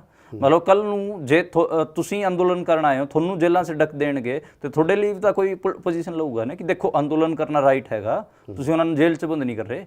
ਇਹ ਇੱਕ ਅੰਦੋਲਨਕਾਰੀ ਦੀ ਦੂਜੇ ਅੰਦੋਲਨਕਾਰੀ ਨੂੰ ਸੋਲੀਡੈਰਿਟੀ ਹੁੰਦੀ ਹੈ, ਠੀਕ ਹੈ। ਇਹ ਪ੍ਰਿੰਸੀਪਲੀ ਕੋਈ ਵੀ ਅੰਦੋਲਨ ਕਰਨ ਜਾਂਦਾ ਉਹਦੀ ਉਹ ਵੀ ਲੜਾਈ ਤਾਂ ਉੱਥੇ ਹੀ ਚੱਲਦੀ ਰਹੀ ਕਿ ਗੁਰਾਹਾਂ ਹੋਰਾਂ ਨੇ ਜਿਹੜੀਆਂ ਫੋਟੋਆਂ ਲਾ ਵੀ ਲਈਆਂ ਸੀਗੀਆਂ। ਹਾਂ, ਉਹਦੇ 'ਚ ਮੈਂ ਲਿਖਿਆ ਕਿਤਾਬ 'ਚ ਕਿਹਾ ਗਿਆ ਕਿ ਸਿੱਖਾਂ ਦੀਆਂ ਕਿਉਂ ਨਹੀਂ ਲਾਈਆਂ, ਪੰਜਾਬ ਵਾਲਿਆਂ ਦੀਆਂ ਕਿਉਂ ਨਹੀਂ ਲਾਈਆਂ। ਮੈਂ ਸਮਝ ਗਿਆ ਇਸ ਕਿਤਾਬ 'ਚ ਇਹ ਲਿਖਿਆ ਹੋਇਆ ਹੈ ਕਿ ਉਗਰਾਹਾਂ ਨੇ ਜਿਹੜਾ ਮਨਾਇਆ, ਉਹ ਪੋਲੀਟੀਕਲ ਪ੍ਰਿਜ਼ਨਰ ਸ਼ਬਦ ਨਹੀਂ ਵਰਤਦੇਗੇ। ਹਾਂ, ਬੁੱਧੀਜੀਵੀ ਕਹਿੰਦੇ ਨੇ, ਹਾਂ ਬੁੱਧੀਜੀਵੀ ਕਹਿੰਦੇ ਨੇ, ਪਰ ਉਹ ਹਾਂ ਭਾਰਤ ਦੇ ਜਨਵਾਦੀਆਂ ਵਾਸਤੇ ਜਿੰਨਾ ਉਹ ਚੜ੍ਹਾਈ ਦਾ ਵਿਸ਼ਾ ਸੀਗਾ, ਪੰਜਾਬ 'ਚ ਉਹ ਡਿਬੇਟੇਬਲ ਇਸ਼ੂ ਸੀਗਾ ਕਿਉਂਕਿ ਉੱਥੇ ਸਿੱਖ ਪੋਲੀਟੀਕਲ ਪ੍ਰਿਜ਼ਨਰ ਜਾਂ ਸਿੱਖ ਬੁੱਧੀਜੀਵੀਆਂ ਦੀ ਫੋਟੋ ਨਹੀਂ ਸੀਗੀ। ਇਹਦੇ 'ਚ ਮੈਂ ਲਿਖਿਆ ਉਹ ਵੀ ਲਿਖਿਆ ਮੈਂ, ਮਤਲਬ ਫਿਰ ਮੈਂ ਹੀ ਕਹਿ ਰਿਹਾ ਨਾ, ਤੁਸੀਂ ਗੱਲ ਨੂੰ ਸਮਝੋ। ਹਾਂ, ਇੱਕ ਬੰਦਾ ਪੋਜੀਸ਼ਨ ਨਹੀਂ ਲੈ ਰਿਹਾ, ਮੰਨ ਲਓ ਰਾਜੇਵਾਲ ਪੋਜੀਸ਼ਨ ਨਹੀਂ ਲੈ ਰਹੇ, ਇੱਕ ਨੇ ਪੋਜੀਸ਼ਨ ਲਈ, ਜਿਹਨੇ ਪੋਜੀਸ਼ਨ ਲਈ ਉਹਦੀ ਪੋਜੀਸ਼ਨ ਤੇ ਤੁਹਾਡੀ ਪੋਜੀਸ਼ਨ 'ਚ ਵੀ 1000 ਗਰਾਂ ਦੀ ਇੰਟੈਂਸਿਟੀ ਗ੍ਰੈਵਿਟੀ ਉਹਦੀ ਵੱਖਰੀ ਹੈਗੀ।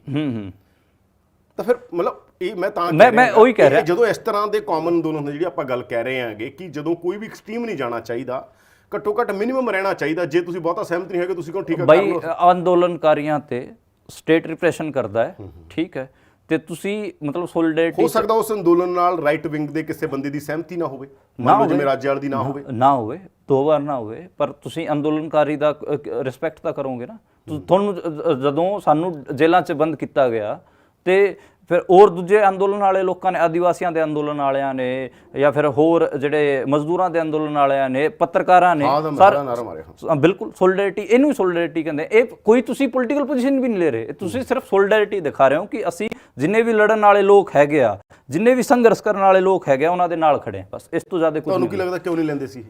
ਮੈਨੂੰ ਲੱਗਦਾ ਕਿ ਇਹ ਬਹੁਤ ਡਰਦੇ ਸੀਗੇ, ਤਾਂ ਹੀ ਮੈਂ ਉਹ ਸਟੇਟਮੈਂਟ ਵੀ ਦਿੱਤੀ ਕਿ ਡਰਿਆ ਹੋਇਆ ਆਗੂ ਮਰਿਆ ਹੋਇਆ ਅੰਦੋਲਨ ਪੈਦਾ ਕਰਦੇ ਨੇ। ਧੰਨਵਾਦ ਮਨਦੀਪ, ਬਹੁਤ ਬਹੁਤ ਧੰਨਵਾਦ। Thank you. ਤਾਂ ਇਹ ਸਨ ਮਨਦੀਪ ਪੁਨੀਆ ਔਰ ਬੜੀ ਸ਼ਾਨਦਾਰ ਕਿਤਾਬ, ਜਿਵੇਂ ਮੈਂ ਕਿਹਾ ਜਲਦੀ ਪੰਜਾਬੀ 'ਚ ਆ ਜਾਏਗੀ ਕਿਤਾਬ। ਮਨਦੀਪ ਪੁਨੀਆ ਦੇ ਨਾਲ ਡਾਇਰੈਕਟ ਵੀ ਤੁਸੀਂ ਸੰਪਰਕ ਕਰ ਸਕਦੇ ਹੋ, ਫੇਸਬੁੱਕ ਦੇ ਉੱਤੇ, ਟਵਿੱਟਰ ਦੇ ਉੱਤੇ, ਤੇ ਇਹ ਆਪਦਾ ਪਾ ਵੀ ਦੇਣਗੇ ਜਦੋਂ ਕਿਤਾਬ ਆਏਗੀ। ਔਰ ਉਦੋਂ ਵੀ ਜਦੋਂ ਕਿਤਾਬ ਪੰਜਾਬੀ ਦੇ ਅੰਦਰ ਆਉਂਦੀ ਆ ਅਸੀਂ ਉਹਦੇ ਚਰਚਾ ਕਰਾਂਗੇ, ਕਿਤਾਬ ਪੰਜਾਬੀ ਵਾਲੀ ਕਿਤਾਬ ਦੇ ਉੱਤੇ ਵੀ। ਤਾਂ ਤੁਸੀਂ ਇਹ ਕਿਤਾਬ ਅੰਦੋਲਨ ਬਾਰੇ ਬੜੀ ਬੈਸਟ ਕਿਤਾਬ, ਔਰ ਜੋ ਚੀਜ਼ਾਂ ਹੋ ਰਹੀਆਂ ਨੇ ਪੰਜਾਬ 'ਚ ਹੁਣ, ਅੱਜ ਕੁਦਰਤੀ ਮੈਂ ਤਾਂ ਹੀ ਬੁਲਾਇਆ ਮਨਦੀਪ ਨੂੰ ਕਿ ਜੋ ਮਨਦੀਪ ਲਿਖ ਰਿਹਾ ਸੀਗਾ ਜਿਹੜੇ ਚੈਪਟਰਾਂ ਦੇ ਅੰਦਰ, ਉਹੀ ਗੱਲਾਂ ਨਿਕਲ ਕੇ ਸਾਹਮਣੇ ਆਉਣ ਲੱਗ ਗਈਆਂ, ਉਹਨਾਂ ਗੱਲਾਂ ਦੇ ਉੱਤੇ ਜਥੇਬੰਦੀਆਂ 'ਚ ਲੜਾਈ ਹੋਣ ਲੱਗ ਗਈ।